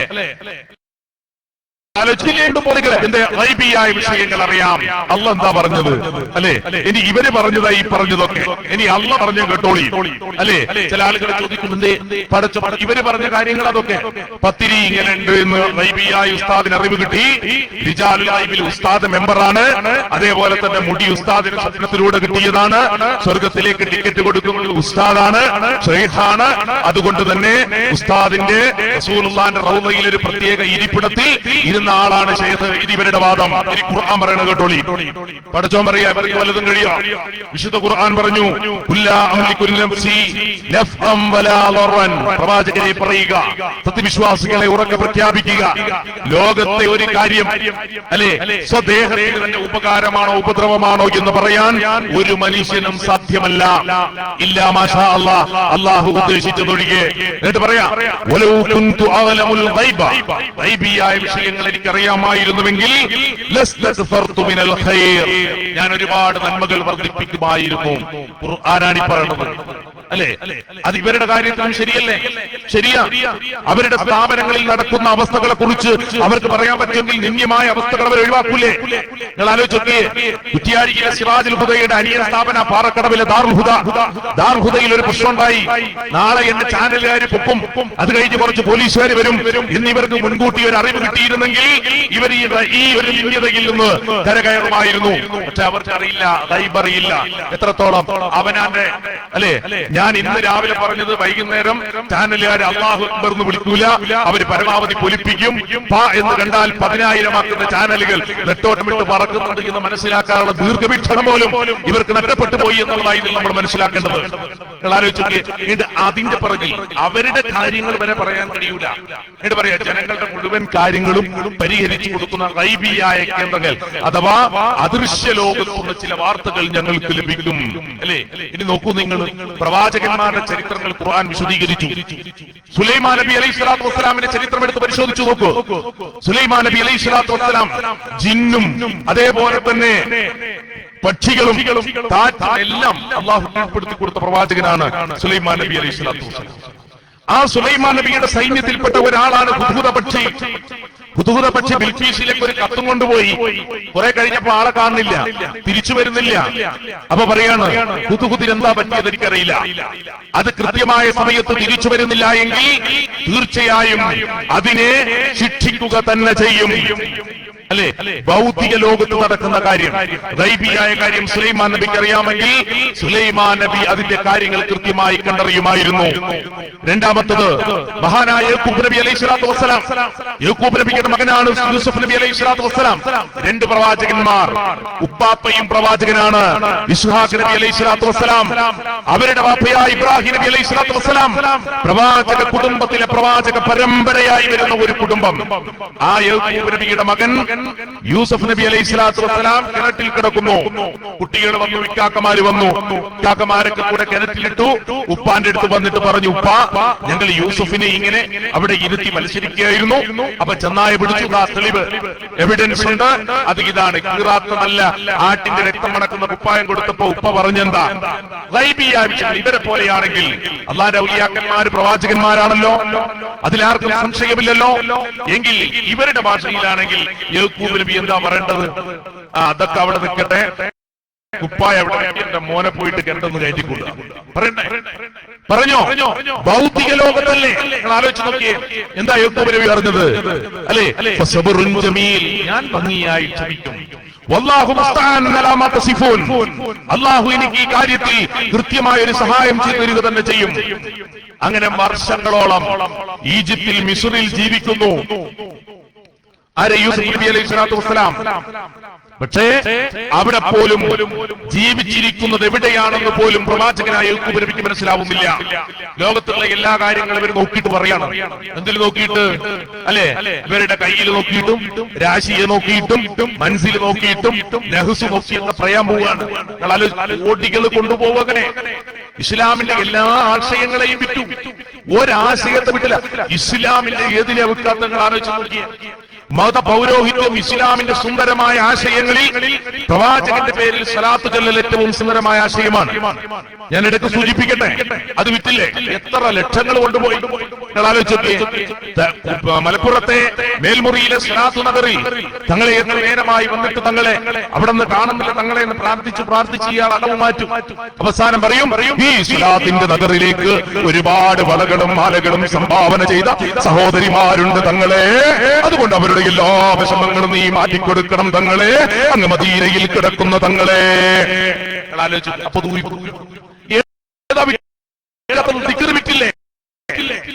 ദിക്റിനെ വെറുതെ വിട്ടോ? ദിക്ർ മജ്‌ലിസ് നടത്തി. എന്തിനാ? പണപ്പെട്ടി പോകും. അങ്ങനെയുണ്ടോ ഇസ്ലാമിലെ ദിക്റിന്, സ്വലാത്തിന് ഇങ്ങനെ ഏർപ്പാടുണ്ടോ? ഏതാ വിൽക്കാത്തത്? ഒക്കെ വിറ്റ്. ഒരു സാധനം വെച്ചില്ല. പരിശുദ്ധ ഖുർആൻ വെച്ചോ? അതുമില്ല. അത് ഊതിക്കൊടുത്ത് പരമാവധി കാശാക്കി. ഞാൻ ഇതിന്റെ അവസാനം പറയാം. നിങ്ങൾ ആലോചിച്ചു, ഇങ്ങനെ മതത്തിന്റെ എല്ലാ വശങ്ങളെയും വിൽക്കാൻ ശ്രമിക്കുക. പൗരോഹിത്യം എന്നും ശ്രമിച്ചിട്ടുള്ളത് അതിനാണ്. അപ്പൊ പ്രവാചകന്മാർക്ക് പോലും ഗൈബിയായ വിഷയങ്ങൾ അറിഞ്ഞിട്ടില്ല. മഹാനായ ഇബ്രാഹിം നബിയുടെ വീട്ടിൽ 2 വിരുന്നുകാർ. എന്ത് ചെയ്തു? വിരുന്നുകാർ വന്നാൽ സാധാരണ നമ്മൾ എന്താ ചെയ്യാ? നമ്മളൊക്കെ ആണെങ്കിൽ നമുക്ക് മടിയായത് കൊണ്ടും അല്ലെ, ഒരു വളർത്തലൊന്നും ഇല്ലാത്തതുകൊണ്ട് ഉടനെ ചിക്കൻ വാങ്ങിക്കൊണ്ടത് വെക്കും. ഇബ്രാഹിം നബി വീട്ടിൽ തന്നെയുള്ള ഒരു മൂരിനെ കറുത്ത് പൊരിച്ചിട്ട് വിരുന്നുകാർക്ക് കൊടുത്തു. വിരുന്നുകാർക്ക് കൊടുത്തപ്പോ വിരുന്നുകാർ തിന്നുന്നില്ല. ഇബ്രാഹിം നബിക്ക് ബേജാറായി. ഒരു 2 വിരുന്നുകാർക്ക് സ്നേഹപൂർവ്വം ഒരു ഭക്ഷണം കൊടുത്തിട്ട് തിന്നാത്തത് സൂറത്ത് ഹൂദ് എടുത്ത് വായിക്കണം പ്രിയപ്പെട്ടവരെ. ഇബ്രാഹിം നബി അലൈഹി സ്വലാത്തു വസ്സലാമിന് മനസ്സിലാവണില്ല ഇത് ആരാണെന്ന്.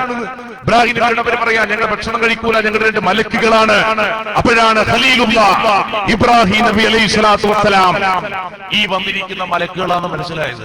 ഇവർക്കോ ദുനിയാവിലെ സകല കാര്യങ്ങളും ഇവിടെ കിടന്ന് പറയാൻ കഴിയുന്ന അല്ലെ, എല്ലാ കാര്യങ്ങളും നാളെ എന്ത് സംഭവിക്കും, മറ്റന്നാൾ എന്താ സംഭവിക്കുക, എന്നാൽ അവനാന്റെ കാര്യം മാത്രം പറയൂല. കാരണം എന്താ? അവനാന്റെ കാര്യം പറഞ്ഞിട്ടൊരു കാര്യമില്ല, 5 പൈസ കിട്ടൂല. ആരാന്റെ കാര്യം പറഞ്ഞാലേ പൈസ കിട്ടുള്ളൂ. അപ്പൊ അതുകൊണ്ടാണ് ഈ മതത്തെ കൊണ്ടുപോയി വിൽക്കുവാൻ ആളുകൾ ശ്രമിക്കുന്നു. അപ്പൊ ഗൈബിയായ വിഷയത്തിൽ നിന്നുകൊണ്ട് അദൃശ്യമായ വിഷയങ്ങളിൽ നിന്നുകൊണ്ടാണ് സകലമായ അന്ധവിശ്വാസങ്ങളും കടന്നു വരുന്നത്. അദൃശ്യമായ എന്തോ ഒരു ശക്തിയുണ്ട് അല്ലെ, അവിടെയാണ് അള്ളാഹു മുന്നയൊടിച്ചുകൊണ്ട് പറഞ്ഞത് അള്ളാഹുവിന് മാത്രമേ ഗൈബ് അറിയുകയുള്ളൂ. അദൃശ്യം അറിയുവാൻ പടച്ചവന് മാത്രമേ അറിയുള്ളൂ. ലോകത്തുള്ള മറ്റൊരാൾക്കും അദൃശ്യം അറിയില്ല. അങ്ങനെ അറിയാമായിരുന്നെങ്കിൽ നിങ്ങൾ ആലോചിച്ച് നോക്കിയേ, അറിയാമായിരുന്നെങ്കിൽ ലോകത്ത് എത്ര ആൾ ജീവിച്ചിരിക്കുമായിരുന്നു? സത്യസായി ഭാവയെ കുറിച്ച് നിങ്ങൾ ആലോചിച്ച് നോക്ക്. സായി ഭാവ ഇന്നും ജീവിച്ചിരിക്കില്ലേ? അല്ലെ, സായി ഭാവയ്ക്ക് പറയാൻ കഴിയില്ലേ? കൃത്യമല്ലേ? ഇങ്ങനെ വേണ്ട ലോകത്തുള്ള മുഴുവൻ ആളുകളും നാളെ എന്ത് വരുമെന്ന് ഇവിടെ ജീവിച്ചിരിക്കുന്ന ഒരു മനുഷ്യന് പറയാൻ കഴിയില്ല. പറയാൻ കഴിയുമായിരുന്നുവെങ്കിൽ അവരൊക്കെയും കൃത്യമായ അവരുടെ കാര്യങ്ങൾ ശ്രദ്ധിക്കുമായിരുന്നു. പക്ഷെ അവരുടെ കാര്യങ്ങൾ ശ്രദ്ധിക്കുവാൻ കഴിയുന്നില്ല. പക്ഷെ എന്ത് വേണം? ഇത് അദൃശ്യമറിയാവുന്ന ചില കോലങ്ങളും രൂപങ്ങളുമെല്ലാം എല്ലാ കാര്യങ്ങളും നമുക്കറിയാം. അതിന് ചില പ്രത്യേക മാധ്യമങ്ങളുണ്ട്, അതിനാരൊക്കെയുണ്ട്, അതിന് കുറെ പദവികളൊക്കെ ഉണ്ട്. അതാണ് ത്വരീഖത്ത് എന്ന് പറയുന്നത്. ആ ത്വരീഖത്തിന്റെ വഴിയിൽ കയറിയിട്ട് ഇങ്ങനെ ശൈഖ് മുരീദിനെ അംഗീകരിച്ച് അങ്ങനെ ഹൗസും ആവലമും അബുദാലും ഒക്കെ ആയി മാരിഫയിലെത്തി പടച്ചോനുമായിട്ട് ലയിച്ച് വന്നാൽ അള്ള തന്നെയാണ്. പിന്നെ മൂപ്പര് പറയണതൊക്കെ വരും പറയും. അതാണ് ശൈഖന്മാര് പറഞ്ഞു വരുന്നത്. ആരവർക്ക് പറഞ്ഞു കൊടുത്തു വെച്ചാൽ ഏതോ ചില സൂഫി ചിന്താഗതികൾ ഹിജറ 300-കൾക്ക് ശേഷം ഇസ്ലാമിക ലോകത്ത് കടന്നു വന്ന തസവുഫിന്റെയും സൂഫിസത്തിന്റെയും ചിന്താപരമായും ബുദ്ധിപരമായും ഇസ്ലാമിനെ ധാർമ്മിക രീതിയിൽ നിന്ന് പിറകോട്ട് വലിച്ച് മനുഷ്യന്റെ എല്ലാ കഴിവുകളെയും നിഷ്കാസനം ചെയ്തുകൊണ്ട് ചില പ്രത്യേക സന്ദർഭങ്ങളിൽ ആരാധനകൾ മാത്രം നടത്തിക്കഴിയുന്ന ഒരു ജനവിഭാഗത്തെ സൃഷ്ടിച്ചെടുക്കുവാൻ ലോകത്ത് ചിലർ കണ്ടുപിടിച്ച എളുപ്പവഴിയുടെ ഭാഗമായി വന്ന സൂഫിസത്തിന്റെയും ഷിയായിസത്തിന്റെയും ഭാഗമായി നമ്മുടെ നാടുകളിലേക്ക് ഇറങ്ങിയതാണ് മതപൗരോഹിത്യം എന്ന് പറയുന്നത്. ആ പൗരോഹിത്യത്തിന്റെ തുടർക്കഥകളാണ് നാം തുടർന്ന് കണ്ടുകൊണ്ടിരിക്കുന്നത് മുഴുവൻ. നാം ആലോചിക്കും, ഇങ്ങനെ പടച്ചോൻ എന്താ പറഞ്ഞത്? ഇവരിങ്ങനെയൊക്കെ പറയും, ഐബ് ഞങ്ങൾക്കറിയാം, അള്ള പറയും ഐബ് നിങ്ങൾക്കറിയില്ല. അപ്പൊ ആര് പറയണം? നമ്മൾ വിശ്വസിക്കണം. നിഷ്പക്ഷമതികളായ കേൾവിക്കാർ ആലോചിക്കണം. വിശുദ്ധ ഖുർആനിൽ പറയാം, ഇവർക്ക് ഒരു ചുക്കും അറിയില്ല. ഇവർക്ക് ഒരു വസ്തു ഇവർക്ക് അറിയാൻ പറ്റില്ല. അടുത്ത നിമിഷം ഇവർക്ക് പറ്റുന്ന ഇവർക്ക് പറയാൻ പറ്റുമോ? പറ്റൂല. അങ്ങനെയാണെങ്കിൽ ഇവർ പലതും ചെയ്യുമെന്ന്. പക്ഷേ ഇവര് പറയുന്നു ഞങ്ങൾക്കറിയാം. ഇതിന് കുറെ കഥകൾ പറഞ്ഞുണ്ടാക്കുക അല്ലെ. എന്നിട്ട് ലോകത്ത് ആരും കാണാത്ത കുറെ പുസ്തകം ഉണ്ടാവും. ആ പുസ്തകം തെരഞ്ഞു പിടിച്ചിട്ട് പറയും, ഈ കിതാബിൽ മഹാനായ ഇന്നാള് പറഞ്ഞിരിക്കുന്നു അല്ലെ. ഇവരെ പോലെ ചിന്തിക്കുന്ന ആൾക്കാർ എഴുതിയ കുറെ പുസ്തകങ്ങളുണ്ട്. ആ പുസ്തകങ്ങൾ എടുത്തുകൊണ്ടെന്നിട്ട് പറയും ഇങ്ങനെയൊക്കെയുണ്ട്. ആലോചിച്ചു, ഖുർആൻ പറഞ്ഞെടുത്ത് സമുദായം നിൽക്കണം. ഇസ്ലാമിക സമൂഹത്തിൽ മാത്രമല്ല, ലോകത്തിന്റെ എല്ലാ ഭാഗങ്ങളും എടുത്ത് പരിശോധിച്ചാൽ നമുക്കിത് കാണാൻ പറ്റും. അപ്പൊ ഈ അന്ധവിശ്വാസങ്ങൾ കടന്നു വരുന്നതിന്റെ പ്രധാനപ്പെട്ട മേഖല. അപ്പൊ അല്ലാഹു സുബ്ഹാനഹു തആല പറഞ്ഞു, എന്നാൽ ഇതൊക്കെ മതത്തിലില്ലേ? മതത്തിൽ സ്വലാത്തുണ്ട്, ദിക്റുണ്ട്, ഖബറിലേക്ക് ഖബർ സന്ദർശനമുണ്ട്. അതൊക്കെ എന്തിനാ അല്ലെ? ഓരോ സന്ദർഭത്തിലും മനുഷ്യന്റെ ബൗദ്ധികമായ പുരോഗതിക്ക് വേണ്ടിയല്ല, ആത്മീയ ലോകത്തിന്റെ പുരോഗതിക്ക് വേണ്ടിയും സ്വർഗ്ഗലോകത്തിലേക്ക് എളുപ്പം ചെന്നെത്തുവാനുള്ള വഴികളാണ് ഈ സ്വലാത്തായിരുന്നാലും ദിക്റായിരുന്നാലും ഖബർ സന്ദർശനമായിരുന്നാലും പരലോകത്തേക്കുള്ള വിഭവങ്ങളാ വാങ്ങിക്കൂട്ടേണ്ടത്. ഇവിടെയോ നിങ്ങൾ ആലോചിക്കെ, ഏത് മക്ബറെ കൂടി പോകുമ്പോഴും പരലോകമല്ലല്ലോ, ഭൗതികമാണ് അല്ലെ. ഞാനിപ്പോ തിരിച്ചു പോയാൽ വടകര കഴിഞ്ഞ് കുഞ്ഞിപ്പള്ളിയിലാണ് ഞാൻ ബസ് ഇറങ്ങുമ്പോ അവിടെ 4 ആൾക്കാരുണ്ടാവും. എന്തിനാ പൈസ എടുത്തു? അതാർക്കാണ്? കുഞ്ഞിപ്പള്ളിയെ. അവിടെ 24 മണിക്കൂർ. ഇതാർക്കായി പണം? മരിച്ച ആൾക്കാർക്കാണോ? ആത്മീയ മൂല്യങ്ങൾ ഉയർത്തിപ്പിടിക്കാനാണോ? അല്ല, ഭൗതികമായി ഉയരാൻ വേണ്ടിയിട്ടാണ്. ആർക്ക്? ഇത് സംഘടിപ്പിക്കുന്ന ആൾക്കാർക്ക്. കുറച്ചുകൂടെ അങ്ങോട്ട് എത്തിയാൽ കൊച്ചു ത്രേസ്യന്റെ പള്ളിയായി മാഹിയിൽ കൊച്ചു ത്രേസ്യ പള്ളിയിൽ ആളുകൾ പണമറിയും. അവിടെ എല്ലാ ഭാഷയിലും പ്രാർത്ഥനയുണ്ട്. മുസ്ലിങ്ങളാണെങ്കിൽ പ്രാർത്ഥിക്കുക, യാ മുഖദ്ദസത്തു ത്രേസ്യ ഇശ്ഫി ലനാ എഴുതി വെച്ചിരിക്കുന്നു ഇവിടെ ബോർഡുമ്മൽ. എല്ലാവരും 8 പൈസ. കുറച്ചുകൂടെ അങ്ങോട്ട് എത്തിയാൽ വേറെ ചില ആളുകൾ. ഇങ്ങനെ വഴിവേയിൽ കിടക്കുന്ന മുഴുവൻ ആളുകൾക്കും പണം കൊടുക്കുന്നത് എന്തിനാ? ആത്മീയമായ മൂല്യങ്ങൾ ഉയരാൻ വേണ്ടിയാണോ? അല്ല, ഭൗതികമായി ഉയരാനാണ്. ഈ കൊടുക്കുന്ന ആളെന്തിനാ കൊടുക്കുന്നത്? അപകടം പറ്റാതിരിക്കാൻ, പോകുന്ന യാത്രകൾ സഫലമാവാൻ, കൂടുതൽ ബിസിനസ് കിട്ടാൻ. ഈ വാങ്ങുന്ന ആളെന്തിനാണ്? അവന് ബിസിനസ് ഇറക്കാൻ, അവന്റെ കുടുംബത്തെ പോറ്റാൻ, അവന് നന്നാവാൻ, അവന് വീടുണ്ടാക്കാൻ, അവന് കട തുടങ്ങാൻ, കമ്മിറ്റിയിൽ അടികൂടാൻ. വേറൊന്നിനും. നമ്മൾ ആലോചിച്ചാൽ മതി. ആത്മീയമായിട്ടാണോ? റസൂലുള്ളാഹി സ്വല്ലല്ലാഹു അലൈഹി വസല്ലം പറഞ്ഞു, നിങ്ങൾ ഖബർ സന്ദർശിക്കുക. എന്തിനാ? ഖബറിലുള്ള ആളുകൾക്ക് വേണ്ടി പ്രാർത്ഥിക്കണം. രണ്ടാമത്തെ ഒരു ഓർമ്മ വേണം. പറച്ചോനെ, ഞാൻ ഈ കളിയൊന്നും കളിച്ചാൽ ഇവിടുന്ന് രക്ഷപ്പെടൂല. കാരണം എന്താ? ഇതുപോലെ എന്നെക്കാളും ആരോഗ്യവും സമ്പാദ്യവും ഉണ്ടായിരുന്ന ഒരു മനുഷ്യനാത്. ഇയാളാണ് ഈ കിടക്കുന്നത്. നാളെ ഒരു നേരത്തെ വിയർപ്പ്, ഒരു പിന്നെ വീർപ്പ് നിലച്ചു പോയാൽ ഞാനും വന്ന് കിടക്കേണ്ട സ്ഥലമായി ഇത്. പറച്ചോനെ, അതുകൊണ്ട് അല്ലാഹ് എന്റെ തെറ്റുകുറ്റങ്ങൾ പുറത്തു തരണേന്ന് ഓർക്കാൻ വേണ്ടിയിട്ട് ഖബറിൽ പോകണം. അതുകൊണ്ടാണ് താഴെ പറഞ്ഞത്, ഖബറൊന്നു കേട്ടാൽ തൽക്ഷണം ഞെട്ടേണ്ടതാ, കണ്ടാലുടൻ ഭാവിട്ടു നീ കരയേണ്ടതാ, റബീയതിൽ കിടക്കേണ്ടതാണ് സമാന, മേടയ്ക്കു പകരം ആളമാ സുബ്ഹാന, അത് മാത്രമല്ല അതിലെപ്പോഴും വഹദാന, ചിതളും മുഴുക്കളും താവളം പെരുത്തുണ്ടതിൽ, സന്തോഷമാണവകൾക്കു നീ ചൊല്ലുന്നതിൽ. അല്ലെ, ഇത്രേ ഉള്ളൂ നമ്മുടെ ജീവിതം ആലോചിക്കാനാ. ഇത് ആത്മീയമായ ഉയർച്ചയുണ്ടാകും, മനുഷ്യന്റെ ധാർമ്മിക മൂല്യങ്ങൾ ഉയരും. ഇത് രണ്ടും മറ്റേടത്ത് നടക്കൂല. അതാണ് പ്രശ്നം. അതുകൊണ്ട് അതൊരു ഭാഗത്ത് നടക്കുക. ബഹുദൈവത്വത്തിന്റെ ആരാധനകളെ അള്ളാഹു പറയാ, നിങ്ങൾ അവിടെ ഒന്നും പോണ്ട. ഒരാൾ ചോദിച്ചു, ഇവരോട് ചോദിക്കുകയാണ്, ഈ ഖബറിന്റെ അടുത്തൊക്കെ പോണേ ഇങ്ങനെ പ്രാർത്ഥിക്കുന്ന കുറെ ആൾക്കാർ അല്ലെ, ഓരോ സ്ഥലത്ത് പോയിട്ട് ഓരോന്ന് പറയാം.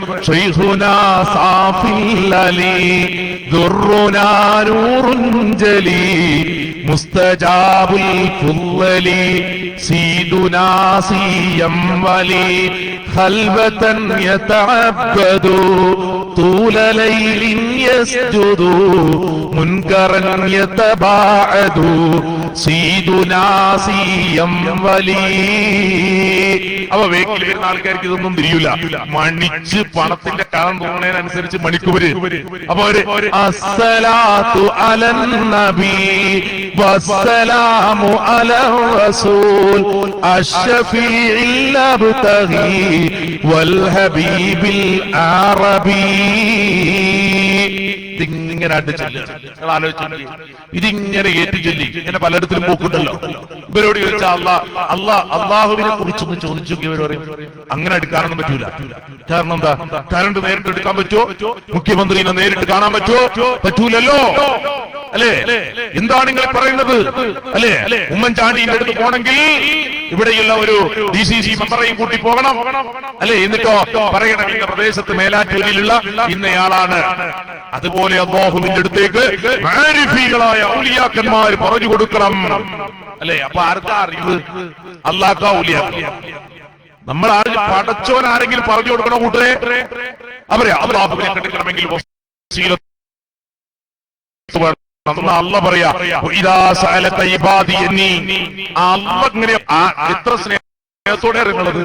എന്റെ മോൻ എന്നൊക്കെ പറയും പോലെ ഉപ്പ മോനെ വിളിക്കൽ എന്റെ മോനിങ് വാ, സ്നേഹത്തോടെ ഉമ്മ വിളിക്കുക എന്റെ പൊന്നാര മോനിങ് വാ എന്ന് പറയുന്നത് പോലെ പടച്ചോൻ പറഞ്ഞു,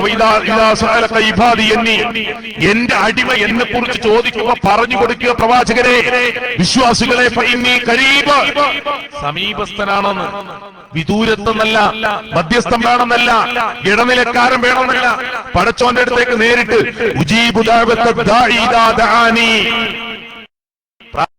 പ്രാർത്ഥിക്കുന്നവരെന്നോട് പ്രാർത്ഥിക്കട്ടെ, നാം ഉത്തരം നൽകാം. ധാരാ പറയണത് പടച്ചോൻ മറ്റേത് പറഞ്ഞതാരാ അല്ലെ?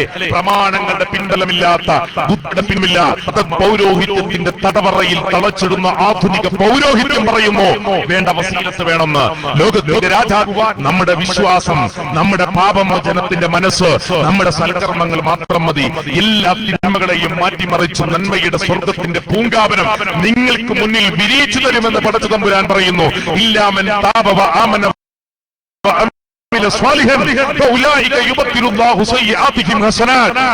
എല്ലാ തിന്മകളെയും മാറ്റി കിട്ടും, നന്മ തരും. ഇതാരാ പറഞ്ഞത്? പടച്ചോൻ പറയാ.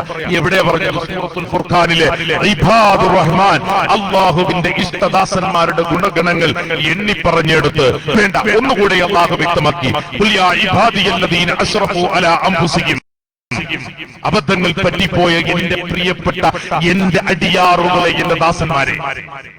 അല്ലേ? അള്ളാന്റെ വിളിയതാ. കുറ്റം ചെയ്താല് എറപ്പോടാന്നല്ല,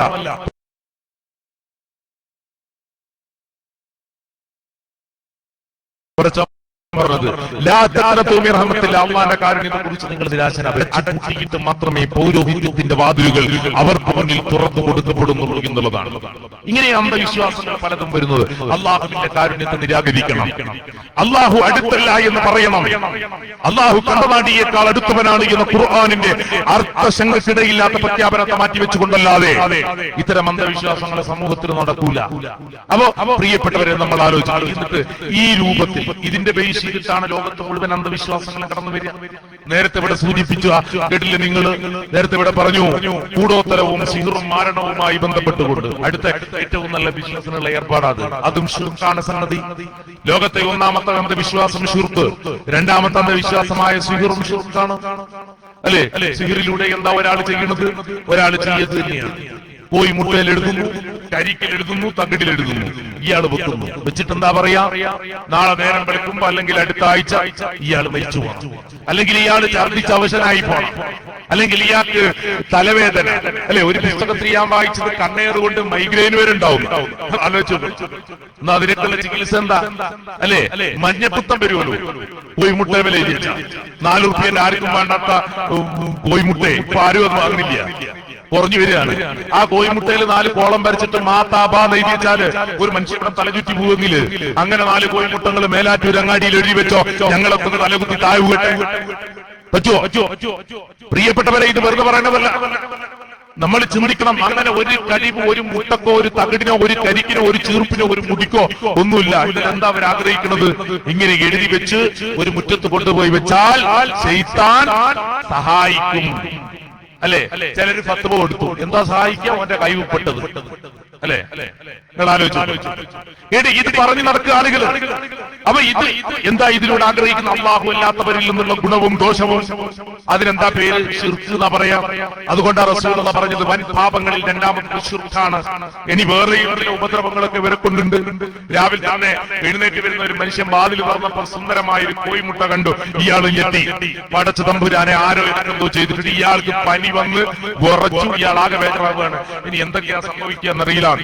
വീട്ടിൽ അന്ധവിശ്വാസിയായ ഭാര്യ ഉണ്ടെങ്കിൽ പറയും, നിങ്ങളൊന്ന് മേൻ ചെല്ലിയും തങ്ങളെടുത്ത് നോക്ക്, എന്തൊക്കെയാണ് ആവൂലേ എന്നൊക്കെ പറയും. ഞങ്ങളുടെ നാട്ടിലൊക്കെ ആണെങ്കിൽ പറയും, അങ്ങനെയാ പറയാ. അപ്പൊ ഈ മനുഷ്യൻ മുസ്താദിന്റെ അടുത്ത് പോയി, തങ്ങളെടുത്ത് പോയി, മുസ്ലിയാരെടുത്ത് പോയി, അല്ലെങ്കിൽ കണക്ക് നോക്കുന്നവരുടെ അടുത്ത് പോയി മുട്ട കാണിച്ചു. മുട്ട കാണിക്കുമെന്ന് തന്നെ പറയും. എന്ത് പറഞ്ഞു? ആരോ ആരോ ചെയ്തിട്ടുണ്ട്, ഉറപ്പല്ലേ ഇത് കൊണ്ടുവന്ന ആൾക്കറിയില്ല. ഉസ്താദ് പറഞ്ഞു. അപ്പൊ പറഞ്ഞു എന്താ ചെയ്തത് എന്നറിയാൻ. ശത്രുക്കളെ കാണുന്നുണ്ടല്ലോ. മനുഷ്യന്മാർക്ക് ശത്രുക്കൾ ഉണ്ടാവും, സ്വാഭാവികമാണ്. ഒരു ചെറിയ അസൂയെങ്കിലും പരസ്പരം ഇല്ലാത്ത ഒരു തുലോം തുച്ഛ ദുനിയാവിലുണ്ടാവും. അപ്പോ ശത്രുവിനെയൊക്കെ ഞാൻ അന്വേഷിച്ചു. ശത്രുവിനെ അന്വേഷിക്കുമ്പോഴാണ് അപ്പുറത്തെ വീട്ടിലെ അമ്മതൊക്കെ എന്റെ വേലി പൊളിച്ചു ചാടിയതൊക്കെ പണ്ട് ഓർമ്മ വരിക. നമ്മൾ അയൽവാസികളായിട്ട് അത്രയും നല്ല സ്നേഹബന്ധമായിരിക്കും ചിലപ്പോ. അപ്പൊ അതിന്റെ ഭാഗമായിട്ട് പലതും നടന്നിട്ടുണ്ടാവും. അപ്പോ പറയാ ശത്രുണ്ട്. ആരാണ്? അത് ഇന്നയാളാണ്. തിരിച്ചു വീട്ടിലെത്തി ഈ പാവപ്പെട്ട അമ്മതൊക്കെ ഉണ്ടാവും, പറമ്പൊന്ന് കളക്കുന്നു, അല്ലെങ്കിൽ ചായ കുടിക്കുന്നു. ഇയാളെ നോക്കിയിട്ട് ഇയാൾ പറയും, അമ്മതെ ഇവിടുന്ന് ചായ കുടിക്ക്, എന്നെ ചെയ്തിട്ട് മുട്ടേമ ചെയ്തിട്ട് കണ്ടോ എന്നെയാണ് എടുക്കുന്ന പണി. മനുഷ്യ ബന്ധങ്ങൾ തകർന്നു തകർന്നു പോവുകയാണ്. കെട്ടുകളിലൂതുന്നവരുടെ കെടുതിയിൽ നിന്നും ബന്ധങ്ങൾ തകർത്ത് കളയുന്നവരെന്ന് ചില ആളുകൾ ചില തഫ്സീറുകളിൽ ഇതിന് വ്യാഖ്യാനം കൊടുത്തിട്ടുണ്ട്. ഇനിയോ ഈ കെട്ടുകളിലൂതുന്ന ആളുകൾ പറഞ്ഞ് വിശ്വസിച്ചാലോ? ആരോ ചെയ്തിട്ടുണ്ട്, ആരോ ചെയ്തിട്ടുണ്ട്, ആരോ ചെയ്തു. ഇതിനെന്ത് ഫലം? നേരത്തെ ഇവിടെ വിശദീകരിച്ചു, ഞാൻ ആ വിഷയത്തിലേക്ക് പോണില്ല. അല്ലെ, സിഹിറിൽ വിശ്വസിക്കുന്നത് ആരാ? ജിബ്തിലും താവൂത്തിലും വിശ്വസിക്കുന്ന ആരാ? ജൂതന്മാരാണ്. ജിബ്ത് എന്ന് പറഞ്ഞാൽ എന്താ? സിഹിർ. വിശ്വസിക്കുക എന്ന് പറഞ്ഞാൽ ഒന്നിന് ഫലം ഉണ്ടെന്ന് വിശ്വസിക്കല. അള്ളാഹു വിശ്വസിക്കുക എന്ന് പറഞ്ഞാൽ എന്താ? പടച്ചോൻ നമ്മെ പൂർണ്ണമായും സഹായിക്കുകയും നമ്മുടെ രംഗങ്ങളും വിഷമങ്ങളും പ്രയാസങ്ങളും ദുഃഖങ്ങളും ദുരിതങ്ങളും പരിഹരിച്ചു തരാനും നമ്മുടെ കർമ്മങ്ങൾക്ക് കൂലി തരാനും കഴിവുള്ളവനാണ് എന്ന് ദൈവീയായ വിശ്വാസമാണ് അല്ലാഹു സുബ്ഹാനഹു തആലയിലുള്ള വിശ്വാസം. സിഹിറിൽ വിശ്വസിക്കുക എന്ന് പറഞ്ഞാൽ എന്താ? സിഹിർ കൊണ്ട് ഒരാൾക്ക് ഗുണമുണ്ടാകും, ദോഷമുണ്ടാകും, പ്രയാസങ്ങളുണ്ടാകും, അയാൾ ഉപദ്രവിക്കുവാൻ അദൃശ്യവും അഭൗതികവുമായ മാർഗത്തിൽ കഴിയുമെന്ന് ശുർഖൻ വിശ്വാസം ജൂതന്മാരുടേതാണ് എന്ന് ഖുർആൻ പറയുന്നു. അതിനവരാരെ കൂട്ടുപിടിച്ചു? സുലൈമാൻ നബിയെ കൂട്ടുപിടിച്ചു. സുലൈമാൻ നബിക്കെല്ലാം കിട്ടിയത് സിഹിർ കൊണ്ടാണ്. അതല്ല എന്ന് പറയാനാണ് സൂറത്തുൽ ബഖറയിലെ ആയത്ത് അല്ലാഹു വിശദീകരിച്ച് പറഞ്ഞത്. സുലൈമാൻ നബി സിഹിർ ചെയ്തിട്ടില്ല, കാഫിറായിട്ടില്ല. മനുഷ്യ പിശാചി കളിച്ചല ജൂതന്മാരായ ആളുകൾ അഥവാ വേദഗ്രന്ഥത്തിന്റെ ഒരു വിഹിതം നൽകപ്പെട്ട ആളുകൾ അത് പറഞ്ഞു പ്രചരിപ്പിക്കുന്നു. അവരാ സിഹിർ ചെയ്യുന്നത്, അവരാണ് നിഷേധികളായത്. സുലൈമാൻ നബി അലൈഹി സ്വലാത്തു വസ്സലാമല്ല, അത് അള്ളാഹുവിന്റെ ഫദ്ലായിരുന്നു. പഠിപ്പിക്കാനാ ആയത്തിനാകെ വളച്ചൊടിച്ച് മനുഷ്യന്മാർക്കൊന്നും തിരിയാതെ പോലത്തിലാക്കി ആലോചിച്ചു. എന്നിട്ട് പറഞ്ഞു ആകെ സിഹിർ വലിച്ചു എന്ന് പരിധി തീർക്കാൻ. എന്നിട്ട് ആൾക്കാർ നേട്ടം? മുട്ടയമേലെഴുതുന്ന ആൾക്കാർക്ക്, കരിക്കുമേലെഴുതുന്ന ആൾക്കാർക്ക്. മുജാഹിദ് പ്രസ്ഥാനം വെല്ലുവിളിച്ചു. ലോകത്ത് മുഴുവൻ മുട്ടയിലെഴുതിയിട്ടും കരിക്കിലെഴുതിയിട്ടും കൂടോത്തരം ചെയ്യുന്ന മുഴുവൻ ആളുകളെയും വെല്ലുവിളിച്ചുകൊണ്ട് പറഞ്ഞു, നിങ്ങൾക്ക് കഴിയുമെങ്കിൽ കൂടോത്തരം ഈ പ്രസ്ഥാനത്തിലെ മെമ്പർമാർക്കെതിരെ ചെയ്യാം, ഈ ഉള്ളവനെതിരെ ചെയ്യാം. ഏത് സാഹിറിന്റെ മുന്നിലും പോയി നിൽക്കാൻ ഈ ഉള്ളവൻ തയ്യാറാണ്. ശരീരത്തിൽ തൊടാതെ കരിക്കുമ്മലും മുട്ടയമ്മലും എന്ത് എഴുതിയാലും കുഴപ്പമില്ല, അവിടെ നിൽക്കണം. അല്ലേ, ശരീരത്തിൽ വരരുത്, ഫലിപ്പിക്കരുത്. ഫലിപ്പിക്കേണ്ടത് ഇങ്ങനെ മാത്രം. അങ്ങനെ കഴിയുമെങ്കിൽ ചെയ്യാം. അല്ലെ, സിഹിറിന് ഫലമുണ്ടായിരുന്നുവെങ്കിൽ നിങ്ങൾ ആലോചിച്ചാൽ ലോകത്ത് എന്തൊരു സുഖാന്തരങ്ങള്. ഞാനിങ്ങനെ കണ്ണൂരൊക്കെ പ്രത്യേക സുഖ. രാഷ്ട്രീയ കൊലപാതകങ്ങൾ ഓരോ ദിവസവും ഇങ്ങനെ ഉണ്ടാവും. അവിടേക്ക് വെട്ടും കൊലയും ഒരു അടി, ചെറിയ അടിയെങ്കിലും ഇല്ലാത്ത ദിവസം 360 ദിവസം ഉണ്ടാവും. അഴീക്കോട് മാഷ് പറഞ്ഞത് കേരളത്തിന്റെ കണ്ണുനീരാണ് കണ്ണൂര്. ആയിക്കോട്ടെ, നിങ്ങൾ ആലോചിച്ച് ഒരു 2 മുട്ട ഈ വാടക കൊലയാളികളെ കൊണ്ടിരുന്ന ഇവർക്ക് 4 മുട്ടയും ഒരു സാഹിത്യം കിട്ടാൻ വല്ല പണിയുണ്ടോ? സംസ്ഥാന നേതാക്കന്മാർ അങ്ങോട്ടും ഇങ്ങോട്ടും തലകുത്തി അവിടെ ഇത് പണിയുണ്ടോ? നിങ്ങൾ ആലോചിച്ച സിഹിറിന് ഫലമുണ്ടെങ്കിൽ ലോകരാഷ്ട്ര നേതാക്കന്മാർ ജൂതന്മാർ ഇതിന്റെ അപ്പോസ്തലന്മാരാ. അവരിലെ ഒരു വിഭാഗം നടത്തിക്കൊണ്ടിരിക്കുന്ന നരനായാട്ടാണ് ഇസ്രായേൽ എന്ന് പറയുന്ന ചട്ടമ്പി രാഷ്ട്രം ഫലസ്തീൻ എന്ന് പറയുന്ന രാജ്യത്ത് നടത്തിക്കൊണ്ടിരിക്കുന്നത്. ഇവര് സിഹിർ ചെയ്തിട്ട് ഫലസ്തീനിലെ എല്ലാരെയും കൊന്നിവർ അധിനിവേശം നടത്തൂലേ? പ്രിയപ്പെട്ടവരെ, അതിനൊരു ഫലമില്ല. ആളുകളെ പറ്റിക്കാണ്. അല്ലെ, നമ്മുടെ വീട്ടുമുറ്റത്ത് ഒരു മുട്ടയോ ഒരു കരിക്കോ ഒരു തകിടോ എന്ത് കണ്ടാൽ അത് എടുത്ത് മാറ്റി വെച്ചിട്ട് നമ്മൾ നമ്മുടെ പണിയെടുക്കും, ദൂരെ കളയും. അല്ലെ, എന്ത് പേടിക്കാനാ? ഈ മുട്ടയെ പേടിക്കാനോ? അല്ലെ, ഒരാൾ പറഞ്ഞാൽ തറിയോ, ഒരു തങ്ങള് ഈ അടുത്ത് ടെലിവിഷൻ അഭിമുഖത്ത് പറഞ്ഞത്, മുട്ടയെ വലിക്കുന്ന 4 വര വരയ്ക്കുമ്പോഴേക്ക് അതിന് അഭൗതികമായ ചില കഴിവുകൾ വരും. മുട്ടക്ക് എന്ത് പവറായിരിക്കും? 4 രൂപയ്ക്ക് ഈ മുട്ട വെക്കും നിങ്ങൾ വിചാരിക്കുന്നുണ്ടോ ലോകത്ത്? അല്ലെ,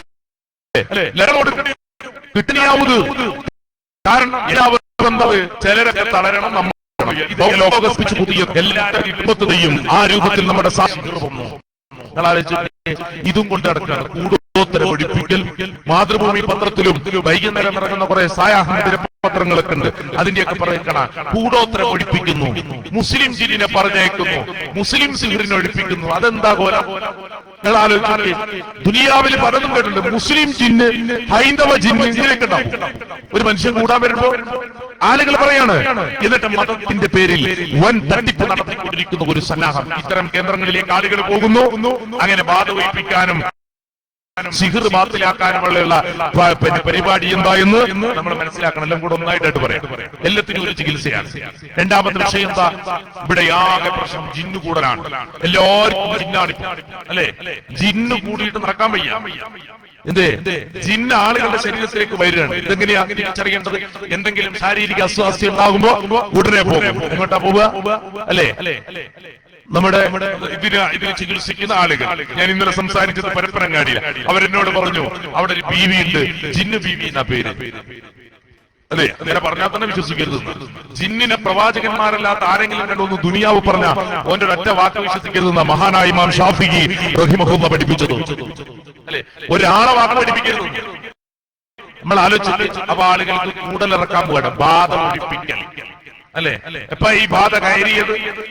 മനുഷ്യന്മാര് കുറച്ചൊക്കെ ചിന്തിച്ചിട്ട് അപ്പൊ ആളുകൾ പോവാണ്, പോയിട്ട് പറയാണ് എന്താ പ്രശ്നം, എന്തോ ഒരു അസ്വസ്ഥത വന്നാൽ അപ്പൊ ആളുകൾ ഉസ്താദുമാരാണെങ്കിൽ വേറെ കുറെ ആൾക്കാരാണെങ്കിൽ പലയിടത്തും നിങ്ങൾ കണ്ടിട്ടില്ലേ, ഏഷ്യാനെറ്റിൽ ഇഹ്റാം കെട്ടി വരുന്ന ഒരാളുണ്ട്, ആറ്റുകൽ രാധാകൃഷ്ണൻ എന്ന മൂപ്പര പേര്.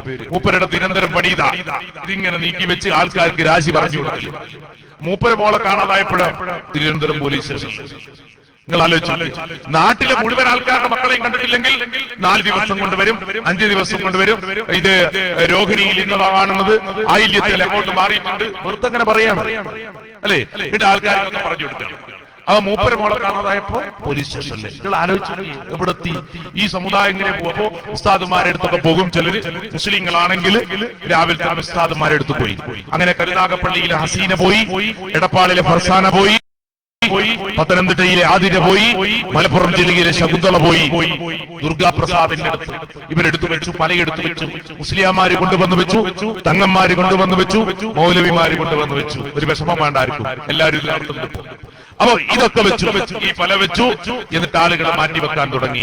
എന്താ ഈ പലയുടെ പേര്? ജുമലുൽ കബീർ. ശിഷ്യനോട് പറയുക ജുമലുൽ കബീർ എടുത്താൽ. ജുമലുൽ കബീർ എന്ന് കേൾക്കുമ്പോഴേക്ക് ഇയാൾ ബേജാറാവുക, പഠിച്ചവനെ എന്തോ ഉണ്ട്, ഇതിന് വലിയ മെഡിസിൻ ഒന്നും പഠിക്കണ്ട, 70 റുപ്യന്റെ 2 പുസ്തകം. ആ പുസ്തകം വാങ്ങിയാൽ ഇതിന്റെ ചികിത്സ നമുക്ക് എല്ലാവർക്കും നടത്താം. എന്താ വേണ്ടത്? ഒരു വെള്ള വസ്ത്രം, അതിന്റെ മേലെ ഒരു പച്ച പുതപ്പ്, ആവശ്യത്തിന് താടി, ഒരു തൊപ്പി, ഒരു തസ്ബീഹ് മാല, ഇടക്കിടക്ക് വെച്ച് സുബ്ഹാനല്ലാഹ് അൽഹംദുലില്ലാഹ് ഇരിക്കും. ഇത് മതി ഇതിന്റെ ചികിത്സാ തന്ത്രങ്ങളായത്. എന്നിട്ടോ ആളുകൾ വന്നു, പേരെന്താന്ന് ചോദിച്ചു.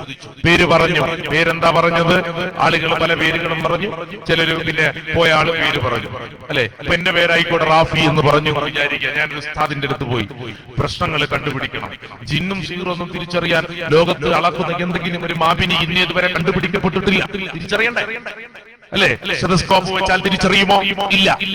അല്ലെ, രക്തമെടുത്ത് പരിശോധിച്ചാൽ തിരിച്ചറിയുമോ? ഇല്ല. പിന്നെ ഇതെങ്ങനെ തിരിച്ചറിയും? ഒരു പ്രശ്നമാണ്. ചിലര് പറഞ്ഞു തിരിച്ചറിഞ്ഞാൽ ചികിത്സിക്കാം. അപ്പൊ തിരിച്ചറിയാൻ എന്താ വഴി? ഒരു വഴിയുമില്ല. അപ്പൊ എനിക്ക് തിരിച്ചറിയിക്കാൻ ചിലര് കണ്ടെത്തിയ വഴിയാണ് ഈ ജുമലുൽ കബീർ. അതാണ് ഈ തങ്ങന്മാരും ബീവിമാരും ജിന്നുപ്പാപ്പമാരൊക്കെ ചെയ്യുന്നത്. അവരിങ്ങനെ പേരെഴുതുകയാണ്, റാഫി എന്ന് എഴുതിയിട്ട് റാ എന്ന അക്ഷരത്തിന് കൊടുത്തു 200. ഇതിലൊരു നമ്പറുണ്ട്. ഫാക്കും കൊടുത്തു, അയിനും കൊടുത്തു. എന്നിട്ട് 10 കൊണ്ട് ഹരിച്ചു, 10 കൊണ്ട് കുടിച്ചു. ആ കിട്ടിയ സംഖ്യയെ വീണ്ടും 7 കൊണ്ട് ഹരിച്ചു. ശിഷ്ടം 1 കിട്ടിയാൽ എന്റെ കഥ കഴിഞ്ഞ് അടി ഒരുപാട് കൊള്ളേണ്ടി വരും. എന്റെ ശരീരത്തിൽ കയറിയിരിക്കുന്നത് ജിന്നാണ്. ആലോചിച്ചു. നബി സല്ലല്ലാഹു അലൈഹി വസല്ലമയുടെ അടുത്ത് ഒരു സഹോദരി വന്നു, റസൂലേ എനിക്ക് ബോധക്ഷയം ഉണ്ടാകും. അല്ലാഹുവിന്റെ റസൂൽ ആയിഷ ബീവിയോട് പറയാ, ആയിഷ ഞാൻ പലയും കേട്ടാ നോക്കട്ടെ. അങ്ങനെ പറഞ്ഞു. അല്ലെ, നബി സല്ലല്ലാഹു അലൈഹി വസല്ലം കൂട്ടരെ പറഞ്ഞെന്താ? ക്ഷമിക്കുക, അല്ലാഹുവിന്റെ പരീക്ഷണമായ അസുഖമാണ്. പടച്ചവന്റെ അടുത്ത് സ്വർഗം കിട്ടും. പടച്ചോടടുത്ത് സ്വർഗം കിട്ടും. ഇവിടെ ആളുകൾ പോയാൽ ക്ഷമിക്കുമെന്നല്ല വേണ്ടത്. ശിഷ്ടം 1 ജിന്നിനെ ഇറക്കണം, രക്ഷയില്ല. 2 ആണെങ്കിൽ എന്താ പ്രശ്നം? 2 ആണെങ്കിൽ വേണ്ടത് വായുവാണ് എന്നാ തോന്നുന്നു. അല്ലെ, നിങ്ങൾ ആലോചിച്ച് വായുവിന്റെ അസുഖം 2 ആണെങ്കിൽ ശിഷ്ടം വരുന്നത് 1 വന്നാൽ ജിന്ന്, 2 വന്നാൽ ഗ്യാസ്.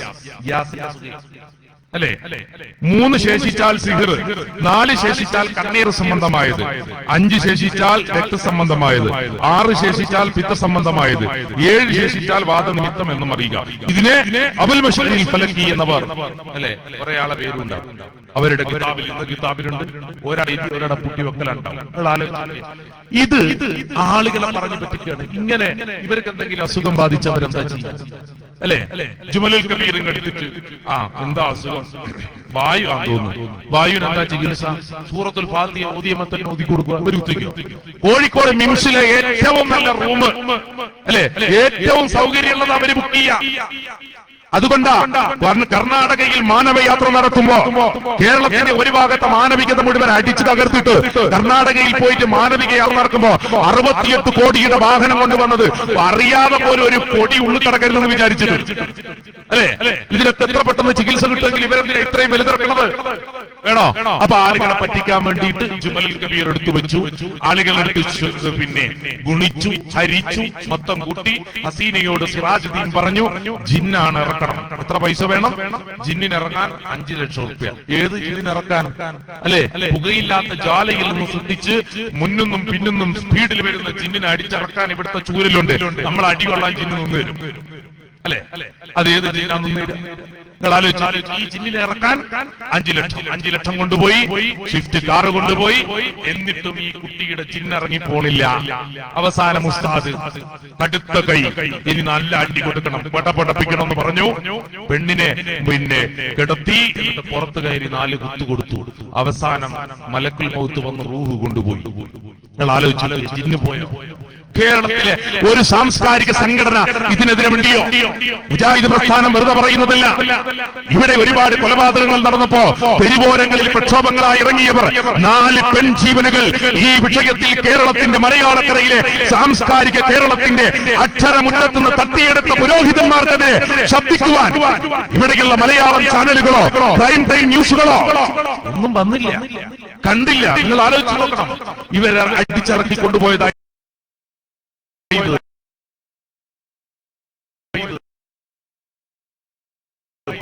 ആരെ ഇറക്കിക്കൊണ്ടുപോയത്? ജിന്നിനെ ഇറക്കിക്കൊണ്ടുപോയത്. ഏത് ജിന്നിനെ? ഒരപ്പ വിളിക്കും, ഈ താഴ്വരയുടെ സ്വീതായ ജിന്നെ ഞങ്ങളെ കാത്തുകൊള്ളണേ. രാത്രിയായാൽ ഇവർക്ക് ബേജാർ. ഖുർആനിൽ വിശദീകരിച്ചിട്ടുണ്ട്. അപ്പൊ ഇവരെ കുറിച്ച് ഖുർആൻ പഠിപ്പിച്ചു കൊടുക്കുക. ഇവർക്ക് അങ്ങനെ നിങ്ങളെ രക്ഷിക്കാനൊന്നും കഴിയില്ല. ചില മനുഷ്യന്മാർ ജിന്നുകളോട് പ്രാർത്ഥിച്ചു. അപ്പൊ ജിന്നുകൾ പറയാ, ഞങ്ങൾക്ക് അഹങ്കാരം കൂടി, ഞങ്ങൾക്ക് അഹങ്കാരം കൂടി ഭൂമിയിലുള്ളവർക്ക് നന്മയാണോ തിന്മയാണോ ഉദ്ദേശിച്ചത് എന്ന് ഞങ്ങൾക്കറിയില്ല എന്ന് ജിന്നുകൾ പറയാ. ആ സൂറത്ത് എഴുതിയാൽ ജിന്നിനെ കാണുമോ? നിങ്ങൾ ആലോചിച്ചു. ഞങ്ങൾക്ക് നിങ്ങളുടെ കാര്യത്തിൽ ഒരു തീരുമാനവും പറയാൻ കഴിയില്ല എന്ന് ജിന്നുകൾ പറയുന്ന കാര്യം എടുത്തു കൊടുത്ത സൂറത്തുൽ ജിന്ന്. ആ ജിന്ന് 40 വട്ടം ഓതിയാൽ രാത്രി ജിന്നിനെ കൊണ്ടുവരും. ഇതിനെത്ര സൽക്കരിച്ചു കൊണ്ടുവരണം നമുക്കറിയില്ല. നിങ്ങൾ ആലോചിച്ചു. കേരളത്തിൽ ഏറ്റവും കൂടുതൽ വിറ്റയിക്കപ്പെട്ട പുസ്തകം ഏതാ? ഇപ്പോ മുസ്ലിം ജിന്നുമായ ഒരു സംഭാഷണം. ഞാൻ ആ പ്രസാധകരോട് ചോദിച്ചു, നിങ്ങൾ എന്തിനാ ഇത് ഇറക്കിയത്? ഇതുകൊണ്ട് എന്താ ഉപകാരം? ഒരു ഉപകാരം നമുക്ക് വെച്ചിട്ടു. വെറുതെ ജിന്ന് ഭക്ഷണം വാങ്ങിക്കൊണ്ടുപോവാ, ജിന്ന് ഭക്ഷണം എടുത്തുകൊണ്ടുപോവാ, വിശക്കുന്നതെന്ന് പറഞ്ഞ് വീട്ടിൽ വരിക. ഇതൊക്കെ ജിന്ന് ചെയ്യെങ്കിൽ ഒരൊറ്റ കല്യാണത്തിനും ചോറുണ്ടാവില്ല. ജിന്നെടുത്തുകൊണ്ടുപോലേ? ആളുകൾ ജിന്ന് എന്ന് പറയുന്ന ഒരു സൃഷ്ടിയാണ്. ആ സൃഷ്ടിയിൽ നല്ലവരും ചീത്തയുമുണ്ട്. അവർക്ക് നമ്മളെ ഉപദ്രവിക്കുവാൻ സാധ്യമല്ല. ശാരീരികമായ പീഡനങ്ങൾ ഉണ്ടാക്കാൻ കഴിവില്ല. ഇബ്ലീസുകളിൽപ്പെട്ട ജിന്നുവർഗത്തിൽപ്പെട്ട ശൈത്താൻ, ആ ശൈത്താൻ മനുഷ്യന് മനസ്സുകളിൽ വസ്വാസുകൾ സൃഷ്ടിക്കുവാൻ സാധിക്കും. അതാണ് അവന്റെ ജോലി. അതിൽ നിന്ന് മനുഷ്യൻ രക്ഷപ്പെടേണ്ടത് ശക്തമായ ഈമാൻ കൊണ്ടും ആത്മാർത്ഥമായ വിശ്വാസം കൊണ്ടും കൃത്യമായ അല്ലാഹു കുറിച്ചുള്ള സ്മരണകൾ കൊണ്ടുമാണ്. ഇത് ഖുർആൻ പഠിപ്പിച്ചതാണ്. ഈ ജിന്നിനെ ഇറക്കാനാണ് ഈ ആളുകൾ പെടാപ്പാട് പെടുന്നത്. ഇതിനുള്ള ചികിത്സ എന്താണ്? ചികിത്സ വളരെ രസമാണ്. ഞങ്ങളുടെ നാട്ടിലൊക്കെ പറയാം മാറ്റൽ കഴിക്കുക എന്ന്. ചിലടത്ത് പറയും ജിന്നിനെ എന്ന് പറയും. എങ്ങനെയാ ജിന്നിനിറക്കുക? ജിന്നിനിറക്കാൻ ഒരു തീ കത്തിക്കും, അടുപ്പിൽ തീ കത്തിക്കുക. മറ്റു ചിലര് ഹോമം ചെയ്യും. ഹോമം ചെയ്യുമ്പോ തീയിലേക്ക് ഓരോന്നെറിയുമ്പോ തീ ഇങ്ങനെ ആളിക്കത്തും. അല്ലെ? അതുപോലെ മുസ്ലിങ്ങളായ ആളുകൾ ഉസ്താദുമാർ വീട്ടിൽ മാറ്റല് കഴിക്കാൻ പോവുകയാണ്. എന്താ മാറ്റല് കഴിച്ചാൽ എല്ലാരും മാറിപ്പോ. അല്ലെ? ഒരുപാട് മാറ്റല് കഴിച്ച ചരിത്രങ്ങളൊക്കെ ഉണ്ട്. ഇരിക്കട്ടെ. ഇങ്ങനെ മാറ്റല് കഴിക്കുമ്പോരെന്താ ചെയ്യാ? പിലാവിന്റെ ഭക്ഷണം കൊണ്ടുവരും. പ്ലാവ്, കാഞ്ഞിരം, പിന്നെയോ കുന്തിരിക്കം പറയുന്നൊരു സാധനമുണ്ട്. കൊട്ടമാ എനിക്കറിയില്ല. അതൊക്കെ കൊണ്ടുവരും. അതൊക്കെ കൊണ്ടുവന്നിട്ട് തീ കത്തിച്ചു വെക്കുകയാണ്. എന്നിട്ട് ഉമ്മാന്റെ പേരും ഈ ബാധയുള്ള കുട്ടിയുടെ പേരും പേരും ഒന്ന് ചെയ്തിട്ട് ഇതിലേക്ക് എറിയാണ്. അപ്പൊ എറിയുമ്പോൾ എന്ത് പറയണം? തീൽ തീഷ് എന്ന് പറയണം. എന്താ ഈ തീൽ തീഷ് എന്ന് പറഞ്ഞാല്? തീൽ തീഷ് എന്ന് പറയുന്നത് രണ്ട് പദങ്ങളാണ്. അത് അവര് പറയുന്നത് സുറിയാനി ഭാഷയിൽ നിന്ന് ഏറെ ഫലമുള്ള രണ്ട് ഹോമതന്ത്രങ്ങളാണെന്നാണ്. തീൽ തീഷ് അല്ലെ? എന്നിട്ടോ ഇതൊക്കെ കഴിഞ്ഞ് ആ സാധുവിന്റെ കയ്യിൽ ഒരു തകിടാട്ട് എഴുതി കൊടുക്കുകയാണ്.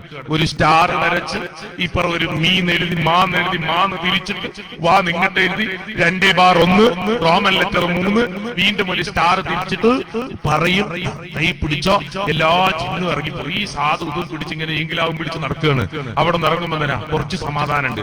ജിന്നു പോയി അല്ലെ? കുറച്ചങ്ങോട്ട് എത്തുമ്പോ സിഗറും പോയി.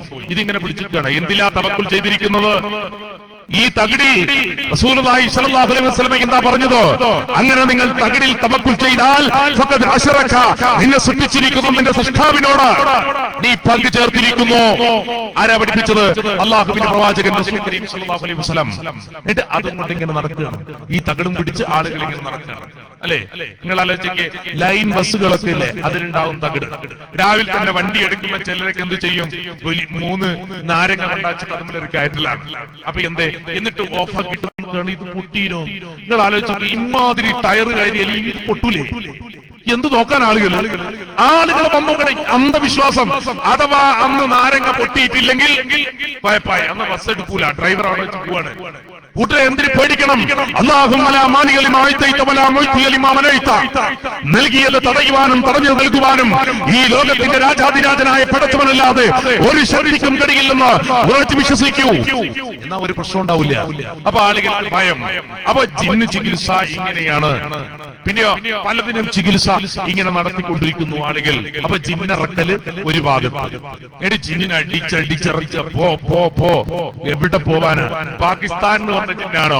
അമേരിക്കൻ ജിന്നാണോ? ഇന്ത്യൻ ജിന്നാണോ? ഏത് ജിന്ന? ചോദ്യമാണ് അല്ലെ? അപ്പൊ ഇങ്ങനെ പറഞ്ഞു കൊടുക്കുകയാണ്. എന്നിട്ട് അതിന് ചില പ്രത്യേക രൂപങ്ങളൊക്കെ ഉണ്ടാക്കിയിട്ട് അത് കൊടുക്കുക. അപ്പൊ ഇതൊരു ഭാഗത്ത് ചൂഷകന്മാരായി ഉപയോഗിക്കുന്നു. ഇവിടെയൊക്കെ നമുക്ക് വിശ്വസിച്ചാ പോരെ അല്ലെ? അങ്ങനെ ജിന്നിന് കഴിയോ? അദൃശ്യവും അഭൗതികവുമായ മാർഗത്തിൽ അള്ളാഹുവിനല്ലാതെ ഒരു ശക്തിക്കും ഒരു സൃഷ്ടിക്കും, ബാക്കി എല്ലാം പടച്ചവന്റെ സൃഷ്ടിയാണ്. ആ സൃഷ്ടികൾക്കൊന്നും നമ്മെ ഉപദ്രവിക്കുവാൻ സാധ്യമല്ല.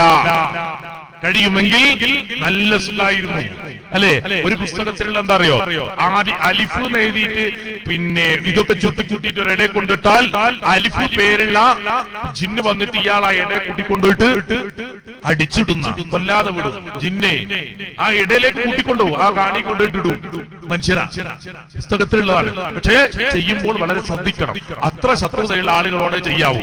എഴുതി വെച്ചിരിക്കുക പുസ്തകത്തിൽ. ഇസ്ലാമിന്റെ ജിന്നാണത്രേ അത്.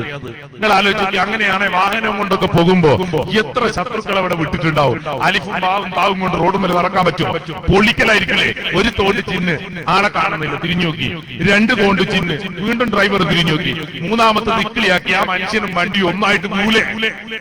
ജിന്നിൽ അങ്ങനെ കൊണ്ടുവരാൻ കഴിയെങ്കിൽ പ്രിയപ്പെട്ടവരെ, അന്ധവിശ്വാസമായി ഇതൊക്കെ. സമൂഹത്തിൽ പണമുണ്ടാക്കാൻ വേണ്ടിയിട്ട് ഭയപ്പെടുത്തുകയാ. നിങ്ങൾക്ക് ഇന്നാലിന്ന് പ്രശ്നം ഉണ്ടാകും എന്ന് പറഞ്ഞ ആളുകളെ പേടിപ്പിക്കുക. എല്ലാ സ്ഥലത്തും നടന്നുകൊണ്ടിരിക്കുകയാണ്. പിന്നെ വേറെ ചില ആളുകൾ എന്താ, നാളറിയാൻ പോക്കാണ്. മുസ്ലിങ്ങളാണെങ്കിൽ ഇവിടെ പോകും, നെഹ്സ് അറിയാൻ ഉസ്താദിന്റെ അടുത്ത് പോകും. ഉസ്താദിന്റെ അടുത്ത് പോയി ചൊവ്വാഴ്ച ഒരു ജോലിക്ക് പോകും അല്ലെങ്കിൽ എന്തിനെങ്കിലും എന്ന് പറഞ്ഞാൽ പറയും ഒരു രക്ഷയില്ല, ചൊവ്വാഴ്ച നെഹ്സാണ്, എല്ലാ ശൈത്താന്മാരും വരുന്ന ദിവസമാണ്, അന്ന് ഗൾഫിൽ പോയാൽ ജോലി കിട്ടൂല, ഒരു ജോലിക്ക് പോകരുത്, ബുധനാഴ്ച ആയിക്കോട്ടെ അല്ലെ? ചൊവ്വാഴ്ച കേരളത്തിൽ സ്വസ്ഥം സുന്ദരം ശാന്തം ദൈവത്തിന്റെ സ്വന്തം നാടാണ്. ഒരു പ്രശ്നം ഉണ്ടാവില്ല. നല്ല സുന്ദരമായി യാത്ര ചെയ്യാം, സുഖമായിട്ട് പോവാം. ചൊവ്വാഴ്ച ഒരു പ്രയാസമില്ല കേരളത്തിലെ അല്ലെ? എന്തേ കാര്യം? ആളുകൾ പോയാൽ പറയും പോവാ, അങ്ങനെ നിൽക്കരുത്. അങ്ങനെ ഒരു നോട്ടം നോക്കുകയാണ്. നോക്കിയിട്ട് പറയാണ്, ആളുകൾ പറയാണ് എന്താ അല്ലെ ഉസ്താദ് ഒന്നും നോക്കേണ്ട, നാള് മനസ്സിൽ നോക്കുന്ന പറയാം. വല്ല അപകടം ഉണ്ടോ? നക്ഷത്രത്തെ നോക്കിയിട്ട് ഇയാൾ പറയാണ്, ഇയാൾക്ക് എന്താ നക്ഷത്രത്തെ കുറിച്ച് അറിയാമോ? നക്ഷത്രത്തിന്റെ എന്തെങ്കിലും ഒരു ചലനം ലോകത്തുള്ള ഒരാളുടെ ജീവിതവുമായിട്ട് ബന്ധപ്പെട്ടതാണോ? നമ്മൾ ആലോചിക്കണ്ടല്ലേ? അപ്പൊ മനുഷ്യന്മാരിങ്ങനെ മേലോട്ട് എന്റെ സ്ഥാപനം ഷെർസീനും ബർസീനും ഒക്കെ അടുത്തടുത്തുണ്ട്. സുറയ്യ കുറച്ച് മാറിയിട്ടാട്ടുള്ളത്. ആൾക്കാർക്ക് വേലാറായി ഈ പറയുന്നത് പഠിച്ചാണ്. ഷെർസീൻ എന്ന് പറഞ്ഞാൽ അശ്വതി, രോഹിണി, കാർത്തിക നക്ഷത്രങ്ങളാണ്. ആ നക്ഷത്രങ്ങള് നേരെ വന്നിട്ടുണ്ട്. എന്താ ചെയ്യാ? ശംസ് എന്ന് പറഞ്ഞാൽ ഞായറാണ് അല്ലെ, കമർ എന്ന് പറഞ്ഞാൽ തിങ്കളാണ്. അത് പറയും ശംസ് കമറിന്റെ അടുത്താണല്ലോ ഉള്ളത് അല്ലെ, അവരുടെ ഭാഷയിൽ ശംസും കമറും അതാണ്. ശംസ് കമറിന്റെ അടുത്താ ഉള്ളത്, കമറ് ഹുബിലിന്റെ അടുത്താ ഉള്ളത്. ചൊവ്വാഴ്ച അതങ്ങനെ തന്നെ ഉണ്ടാവുക. ചൊവ്വയും ഞായറും ശനിയൊക്കെ അടുത്തടുത്ത് തന്നെ ഉണ്ടാവുക. ആളെ പറഞ്ഞു പഠിപ്പിക്കുക. പച്ച മലയാളത്തിൽ പറഞ്ഞാൽ പറയും ശനി ഞായറോടടുത്ത്, ഞായർ ശനിയോടടുത്ത്, തിങ്കൾ ചൊവ്വയോടടുത്ത്, ചൊവ്വ ബുധനോടടുത്ത്, ബുധനും വ്യാഴവും ഒന്നിച്ചു വന്നു. മൊത്തം പ്രശ്നമാണ് നിന്റെ ജീവിതത്തിൽ. ഈ പാവപ്പെട്ട മനുഷ്യന് ഒന്നും മനസ്സിലായില്ല. ഇയാൾ ആകെ മേലോട്ട് വെക്കുകയാണ്. ഇവരുടെ പണിയത് ശനിയും ഞായറും അടുത്ത് തന്നെ ഉണ്ടാവുക. നിങ്ങൾ തലകുത്തി പറഞ്ഞാൽ അത് ചെയ്യാമെന്നാൾ വരെ അങ്ങനെ ഉണ്ടാവുക. അത് മാറ്റാൻ കഴിയും. നിങ്ങൾ ആലോചിച്ച് ഇത് പറഞ്ഞിട്ട് ആൾക്കാരോട് പറയണം. അപ്പൊ പരിഹാരം കൊണ്ട് ഒക്കെ കൂടെ കേട്ട് ഈ മനുഷ്യനെ മനസ്സിലായില്ലേ എന്താ പ്രശ്നം. നിങ്ങൾ പോയോലോട് ചോദിച്ചു ഇതാ സംഭവിക്കുന്നു അല്ലെ. അപ്പൊ ഇയാൾക്ക് തിരിയിടില്ല. അപ്പൊ ചോദിക്കണം എന്താ പ്രശ്നം.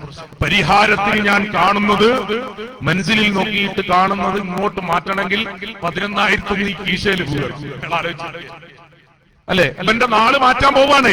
അള്ളാഹുവിന്റെ ഖളാഇൽ വിശ്വസിക്കണം കൂട്ടരെ. പടച്ചവന്റെ വിധിയിൽ വിശ്വസിക്കണം. ജീവിതം എന്ന് പറയുന്നത് പരീക്ഷണമാണ്. അതിൽ നന്മയും തിന്മയും ഉണ്ടാവും. നിങ്ങൾ വരും ഇവിടെ മേലാറ്റൂരങ്ങാടിയിൽ നല്ല കച്ചവടം കിട്ടിയ ഒരു മനുഷ്യൻ ഒരു ദിവസം ഇങ്ങനെ ഇരിക്കാണ്, കച്ചവടമൊന്നുമില്ല. ആരുടെ അടുത്തേക്ക് ഒരാൾ വന്നിട്ട് പറയാണ് എന്തേ പറ്റിയത്? ഒന്നുമില്ല, കച്ചവടമൊന്നുമില്ല. എന്തോ ചെയ്താട്ടോ, ആരെന്തോ ഇതുണ്ട്, ബാധ പറ്റിയിട്ടുണ്ടെന്ന് എനിക്ക് തോന്നുന്നത്. എത്ര റുപ്യന്റെ കച്ചവടം ചെയ്ത ഈ ഒരു കാര്യം ചെയ്യും. അവിടെ ഒരാൾ പോയോ ഇയാള് ചെന്നു. ഇയാൾ ചെല്ലുമ്പോൾ തന്നെ ഉസ്താദ് വിളിക്കുകയാണ്, അല്ലെങ്കിൽ മുസ്ലിയാരോ കണിയാരോ കണക്ക് നോട്ടക്കാരനോ ഏതായാലും കുഴപ്പമില്ല. അവര് വന്നു, അവരുടെ പറയും എന്താ എന്തോ പ്രശ്നം കൊണ്ടാണല്ലോ വന്നിരിക്കുന്നത്. തീർച്ചയായും അങ്ങനെയാണ്. ഒരാൾ കൗൺസിലിംഗ് സെന്ററിൽ വന്നു. ആ കൗൺസിലിംഗ് സെന്ററിൽ വന്ന ഒരാളോട് കൗൺസിൽ ചെയ്യുന്ന ആൾ ചോദിക്കേണ്ടതില്ല നിങ്ങൾക്ക് എന്തോ മാനസിക പ്രയാസമുണ്ടല്ലോ എന്ന്. അതുകൊണ്ടാണ് അയാൾ അവിടെ വന്നത്. അതേപോലെ ഇയാളെടുത്ത് വന്നതിനാണ്. അപ്പൊ എന്താ സംഭവം? ഒന്നുമില്ല, കച്ചവടമൊന്നുമില്ല. അത് എനിക്ക് ശനിദശ കാണുന്നുണ്ട്, അല്ലെങ്കിൽ ചൊവ്വാദോഷമുണ്ട്, അല്ലെങ്കിൽ വേറെന്തെങ്കിലും ദോഷമുണ്ട്, അല്ലെങ്കിൽ ഇന്നതിന്റെ പരീക്ഷണത്തിന്റെ കാലഘട്ടമാണ്, അതുകൊണ്ട് പരിഹാരത്തിലേക്ക് ഇത്ര വരണം എന്നൊക്കെ പറയാം. ഈ പാവം കച്ചവടം ഇല്ലാണ്ട് പോയതാ. വണ്ടിക്കാര് വന്ന് ഫോണടിക്കുന്നേരോ എന്നെ കൊടുക്കാൻ പൈസ ഇല്ല. മുസ്ലിയാർക്ക് എടുത്തു കൊടുത്ത് 11,000 റുപ്യ. നിങ്ങൾ ആലോചിച്ച് നോക്കിയേ, ഈ പണം കൊണ്ട് അവർ ജീവിക്കുന്നത്. പാവങ്ങളെ ചൂഷണം ചെയ്തു. പരിശുദ്ധ ഖുർആൻ പറയാണ് വലനബുലുവന്നകും, നിങ്ങളെ പരീക്ഷിക്കുക തന്നെ ചെയ്യും. മിനൽ ഖൗഫി വൽ ജൂഇ വനക്സി മിനൽ അംവാലി വൽ അൻഫുസി വസ്സമറാത്ത്. എന്തൊക്കെയാ പരീക്ഷിക്കുക? നല്ലോണം നിങ്ങൾക്ക് നല്ല വിശപ്പുണ്ടാവും. കിട്ടിക്കൊണ്ടിരിക്കുന്ന സമ്പത്തൊന്നും എല്ലാ ദിവസവും കിട്ടുമെന്നില്ല. ചില പരീക്ഷണങ്ങളൊക്കെ വരും, പ്രയാസങ്ങൾ വരും. ആ പ്രയാസങ്ങൾ വരുമ്പോ എന്താ ചെയ്യേണ്ടത്? പ്രയാസങ്ങൾ വരുമ്പോ നിങ്ങൾ ബേജാറായി ഇനി ഞങ്ങൾക്കാരും ഇല്ലല്ലോ പഠിച്ചോനെ. എല്ലാം കൂടെ മനുഷ്യന്മാർ അങ്ങനെയാണ്, നിരാശ ബാധിച്ചു പോവാണ്. അള്ളാഹുവിന്റെ വിധിയിൽ വേണ്ടത്ര വിശ്വാസം ഉണ്ടാവുന്നില്ല. മനുഷ്യന്മാർക്ക് ഒരു സ്വഭാവം അല്ലെങ്കിൽ ഉണ്ട്.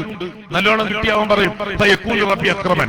അന്നേരം അൽഹംദുലില്ലാഹ് ഒരു ശക്തി കൂടുതലായിരിക്കും. അൽഹംദുലില്ലാഹ് ഞാൻ സുഖാണ്, സന്തോഷാണ്, അൽഹംദുലില്ലാഹ് അൽഹംദുലില്ലാഹ് എന്ന് പറയുന്നത് കളിയായിരിക്കും. കുറച്ച് ദിവസം കഴിഞ്ഞിട്ടാണല്ലേ എന്താ പറ്റി? ഒന്നുമില്ല, പണ്ടത്തെ പോലെ ഒന്നും ഇപ്പൊ ഇല്ല. പടച്ചവൻ എന്തറിയില്ല, എന്റെ കൈവിട്ടു തോന്നി. ഇത് മനുഷ്യന്റെ സ്വഭാവം.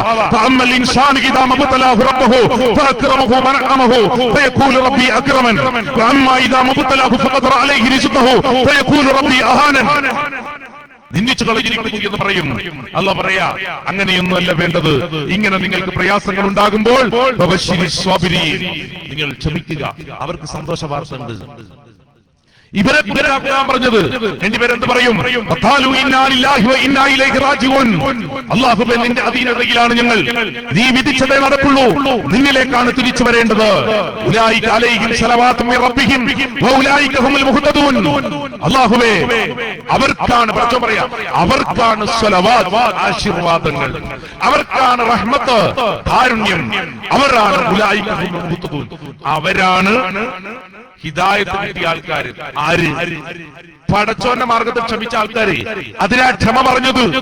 കുട്ടികളെ ലഭിക്കാതിരിക്കുമ്പോ കുട്ടികളെ ലഭിക്കാൻ വേണ്ടിയിട്ട് നിങ്ങൾ ഇത്തരം കേന്ദ്രങ്ങളെ പോയി നൂലും മുറുക്കും മന്ത്രവും ജപവുമായി കഴിഞ്ഞുകൂടേണ്ടതില്ല. ഇബ്രാഹിം നബിയുടെയും സക്കരിയ നബിയുടെയും ജീവിത പാഠങ്ങൾ നിങ്ങൾക്ക് പാഠമാണ്. രോഗങ്ങളും പ്രയാസങ്ങളും വരുമ്പോ ആരോ ചെയ്തതാ എന്തോ ഉണ്ട് എന്ന് പറഞ്ഞ് പേടിപ്പെടുത്തേണ്ടതില്ല. അയ്യൂബ് നബിക്ക് ഇതിനേക്കാളും വലിയ രോഗമുണ്ടായപ്പോ അൻത അർഹമുർ റഹീമീൻ എന്ന് പറഞ്ഞ പ്രവാചക ചരിത്രം കഴിഞ്ഞോ? ഇബ്രാഹിം നബിയുടെ ഒരു മണൽ കൂനയ്ക്ക് മുകളിൽ അഥവാ ഒരു രണ്ട് കുന്നുകൾക്കിടയിൽ തന്റെ കുടുംബത്തെ തനിച്ചാക്കിപ്പോയ മഹദി ഹാജറയുടെയും ഇസ്മായിൽ നബിയുടെയും ജീവിത ചരിത്രത്തിന്റെ പാഠങ്ങൾ ഖുർആൻ ഓതി പഠിപ്പിച്ചത്, പറഞ്ഞു പഠിപ്പിച്ചത് ഈ ജീവിത പരീക്ഷണങ്ങളെ അതിജീവിക്കുവാനുള്ള മനുഷ്യന്റെ ശക്തിയെ കുറിച്ചാണ്. ഇന്ന സഫാ വൽ മർവ, സഫയും മർവയും അല്ലാഹുവിന്റെ ചിഹ്നങ്ങളാണ് എന്ന് പറഞ്ഞത്. അപ്പോൾ ഖുർആൻ പഠിപ്പിക്കുകയാണ്, ക്ഷമിക്കുക വേണ്ടത് അല്ലേ? അല്ലാതെ കണ്ടവരെടുത്തൊക്കെ പോയിട്ട് കണ്ട നൂലും ഈ ഉറുക്കും മന്ത്രവും ജപവും ഒക്കെ കൂടെ കൊണ്ടുവന്നിട്ട് കിട്ടുകയാണ്. ഒരു വീട് വരെ എടുക്കാൻ വരെ വിടുവോ അല്ലെ? വീടെടുക്കുന്ന നേരം തുടങ്ങും എന്ത്, അവിടെ കന്നിമൂല, ഇവിടെ വാസ്തു, നിങ്ങൾ ഇങ്ങനെ കോലായി ഉണ്ടാക്കിയാൽ, ഇങ്ങനെ അകണ്ടാക്കിയാൽ, ഇങ്ങനെ അടുക്കള വെച്ചാൽ നിങ്ങൾ പെട്ടെന്ന് മരിച്ചു, ഇല്ലെങ്കിൽ മരിക്കും മനുഷ്യൻ. ഇല്ല മരിക്കൂ, എന്തിങ്ങനെ ജീവിക്കും? പേടിക്കണോ ആളുകള്? മരിച്ചു പോകുന്ന പറയണേക്ക് പോയി ജീവിതം മരിക്കാതെ പോല കൂട്ടരെ അത് നിങ്ങൾ അടുക്കള തിരിച്ചെടുത്താലും മരിക്കും, ഇല്ലെങ്കിലും മരിക്കും. ആളുകൾ പറയാം തെക്കുന്ന് വടക്കോട്ട് മാറ്റണം, വടക്ക് പടിഞ്ഞാറോട്ട് തീരെ പറ്റൂല, അത് കന്നിമൂലയാണ്, അതുകൊണ്ട് അവിടെ ഇങ്ങനെ വേണം, അങ്ങനെ വേണം. ഇനി 5 സെന്റ് സ്ഥലമുള്ളൂ, മൊത്തം പ്രശ്നമാണ്. എങ്ങനെ ഉണ്ടാക്കിയാലും കന്നിമൂല കുടുങ്ങുമെങ്കിൽ പരിഹാരക്രിയ എത്രയാ? 2 ലക്ഷം റുപ്യ. ഉണ്ടാക്കാൻ ആ സാധുവിന്റെ കയ്യിൽ പണമില്ല. രണ്ടിടത്തുനിന്ന് ലോണൊക്കെ എടുത്ത് വേണ്ട പ്രഭാവങ്ങളൊക്കെ വെച്ച് നടന്ന് ജീവിതത്തിലെ വലിയ പ്രയാസങ്ങളൊക്കെ പോലെ നടക്കുന്ന മനുഷ്യന്റെ മുന്നിലേക്ക് പുതിയൊരു പ്രയാസം. ഇയാൾക്ക് 2 ലക്ഷം റുപ്യ വീടെടുക്കാൻ പറ്റുന്നില്ല. ചിലര് പറഞ്ഞു ഒരു വരവുണ്ട് അല്ലെ, മൊത്തം ചെലവേ ഉണ്ടാവും വീട്ടില്, വരവ് കുറവായിരിക്കും. വരവുണ്ട് സ്ഥായിട്ടെടുത്തപ്പോ പറയാം രാത്രി ഒരു വരവുണ്ട്. അതാരാ വരുന്നത്? കണ്ടിട്ട് തോന്നുന്നത് ഇഫ്രീത്താന്ന് തോന്നുന്നു. ഇഫ്രീത്തിനെയൊക്കെ ഇവർക്ക് കിട്ടേ. ഇഫ്രീത്തൊക്കെ ആരാ കൂട്ടരെ? സുലൈമാൻ നബിയുടെ സൈന്യത്തിൽപ്പെട്ട ആളാ ഇഫ്രീത്ത്.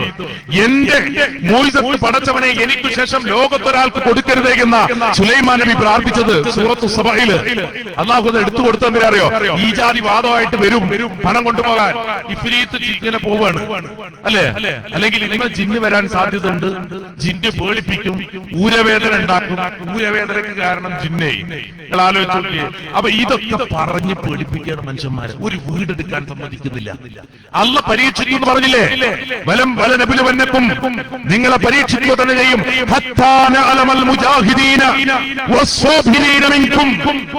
നിങ്ങളിൽ ആരാണ് ധർമ്മസമര പോരാളികൾ? നിങ്ങളിൽ ആരാണ് ഖമാലുക്കൾ? വലനബിലു അഖ്ബാറക്കും, നിങ്ങളുടെ വാക്കുകളെയും പരീക്ഷിക്കും. ഖുർആൻ പറഞ്ഞതാണ്. പരീക്ഷണങ്ങൾ വരുമ്പോ നിങ്ങൾ എന്ത് പദമാണ് പ്രയോഗിക്കുന്നത് എന്ന് പരീക്ഷിക്കും. ശിർക്കിന്റെ പദമാണോ? നന്ദിയുടെ പദമാണോ? അല്ല മതി എന്ന് എനിക്ക് പറയുമോ? അല്ലേ? നിങ്ങൾ ഒരു കാര്യം തീരുമാനിച്ചാൽ അള്ളാഹുവിൽ പരമേൽപ്പിക്കുക, പറയുക അല്ലാഹു മതി, അവനാണ് എന്റെ എല്ലാ കാര്യങ്ങളും നോക്കുന്നത് എന്ന് പറയാനുള്ള ഈമാനിന്റെ ഗൽപ്പുണ്ടാക്കിയെടുക്കുന്നിടത്താണ് അഭൗതികമായി ചില ആളുകൾ വരവ് പോക്കുണ്ട്. അതില്ലാതാക്കാൻ എന്താ വേണ്ടത്? 50 പൈസയുടെ കുപ്പി 500 റുപ്യക്ക് വാങ്ങിയിട്ട് പൊരേന്റെ ഒരു മൂലയെ കുഴിച്ചിടുക. എന്നാൽ അതില്ലാതാവും. അല്ലെങ്കിലോ ജിന്നിന്റെ കണ്ണേറുണ്ട്, മനുഷ്യന്റെ കണ്ണേറുണ്ട്. 2 കണ്ണേറും ഇല്ലാതാക്കാൻ മാഷാ അല്ലാഹ് എഴുതി വെക്കുക. ഇല്ലെങ്കിലോ കഅബയുടെ വാതിലുണ്ടാവും, അല്ലെങ്കിൽ വേറെ ഹാദാമിൻ ഫദ്ലി റബ്ബി എന്ന ഖുർആനിന്റെ ആയത്തുണ്ട്. അതൊക്കെ വെച്ചിട്ട് ആ ഹർഫിനൊക്കെ അഭൗതികമായി ഈ വീടിനെ കാക്കാനുള്ള കഴിവുണ്ട് എന്ന് വിശ്വസിക്കുക. എന്നാൽ എല്ലാം പോയി. ചൈനക്കാർക്ക് ഒരു പണിയുള്ളതൊക്കെ ഉണ്ടാക്കി വെക്കും. 2 വാതിൽ ഉണ്ടാക്കി വെച്ചിട്ട് കഅബയുടെ വാതിൽ അതൊരു ബർക്കത്തിനാണ്. റസൂലുള്ളാഹിന്റെ കാലത്ത് ആ വാതിലുണ്ടോ? അബ്ബാസിയാക്കൾ മാറ്റിയുണ്ടാക്കിയതാ. പിന്നെ അത് അബ്ബാസി ഭരണകാലഘട്ടത്തിൽ പിന്നീട് വിവിധ ഭരണാധികാരികൾ വന്നു, അത് മാറ്റി മാറ്റി പണിതു. ആ വീട് വെച്ചിരിക്കുകയാണ്. അത് കഅബയെ ആരാധിക്കല, അത് പാടില്ല. കഅബയുടെ നാഥനെ ആരാധിക്കേണ്ടത്, ആ നാഥനെയല്ല. ഇനി നാളെ ഇവിടെ ആരും വേദന പറയണ്ടോ? മസ്ജിദുൽ ഹറമിന് വരെ ഒരു പ്രത്യേകതയുമില്ലെന്നല്ലേ വഹാബികൾ പറയുന്നത് അല്ലേ? അതിനൊക്കെ ഉള്ള പ്രത്യേകത ഉണ്ട്, അതിന്റെ അപ്പുറത്തില്ല. നിങ്ങളെപ്പോലെ ഞങ്ങൾ പറയില്ല. എന്താ പുതിയ വാദം? സ്വർഗമാണ് ശ്രേഷ്ഠമെന്ന് ഞങ്ങൾക്കറിയാം, പക്ഷേ മദീനയാണ് ഞങ്ങൾക്കിഷ്ടം. എങ്ങനെയുണ്ട്? സ്വർഗമാണ് ശ്രേഷ്ഠം ഞങ്ങൾക്കറിയാം, റസൂലുള്ളാഹിനോടുള്ള സ്നേഹം കൊണ്ട് പറയണം. നബി സല്ലല്ലാഹു അലൈഹി വസല്ലം എന്താ പറഞ്ഞത്? പറയും മോളോട്, മോളെ ഫാത്തിമ, നീ ലോകത്തിന്റെ ഏതെങ്കിലും ഒരു കോഡ് കണ്ടുകൊണ്ട് മോളെ ഫാത്തിമ നീ മോഹിച്ചു പടിമാറിപ്പോകണ്ട. നാളെ എന്റെ മകളാണെന്ന് പറയുന്നത് കൊണ്ട് മോളെ പരലോകത്ത് നിനക്ക് സ്ഥാനം കിട്ടുകയില്ല ഫാത്തിമ. അതുകൊണ്ട് ഈ ദുനിയാവ് മുഴുവനേക്കാളും നല്ലതായിട്ടുള്ളത് സ്വർഗത്തിന്റെ ഒരു ഭാഗം, ആ ഭാഗം ഒരു ചമ്മിട്ടി വെക്കാനുള്ള സ്ഥലമാണെങ്കിൽ അതാണ് ഏറ്റവും നല്ല ഭാഗം. ആ ഭാഗത്തിന് വേണ്ടി എന്റെ പൊന്നുമോളെ സൽക്കർമ്മങ്ങൾ ചെയ്തുകൊണ്ട് അല്ലാഹുവിലേക്ക് അടുക്കണം. ആ സ്വർഗത്തിൽ വെച്ചുകൊണ്ടാണ് നമുക്ക് വീണ്ടും കണ്ടുമുട്ടേണ്ടത് എന്ന പ്രതീക്ഷയുടെ വാക്കാണ് റസൂലുള്ള പറഞ്ഞതെങ്കിൽ ഇവര് പറയണം അല്ലേ, എന്റെ വയലു പറയാൻ നടക്കവര്.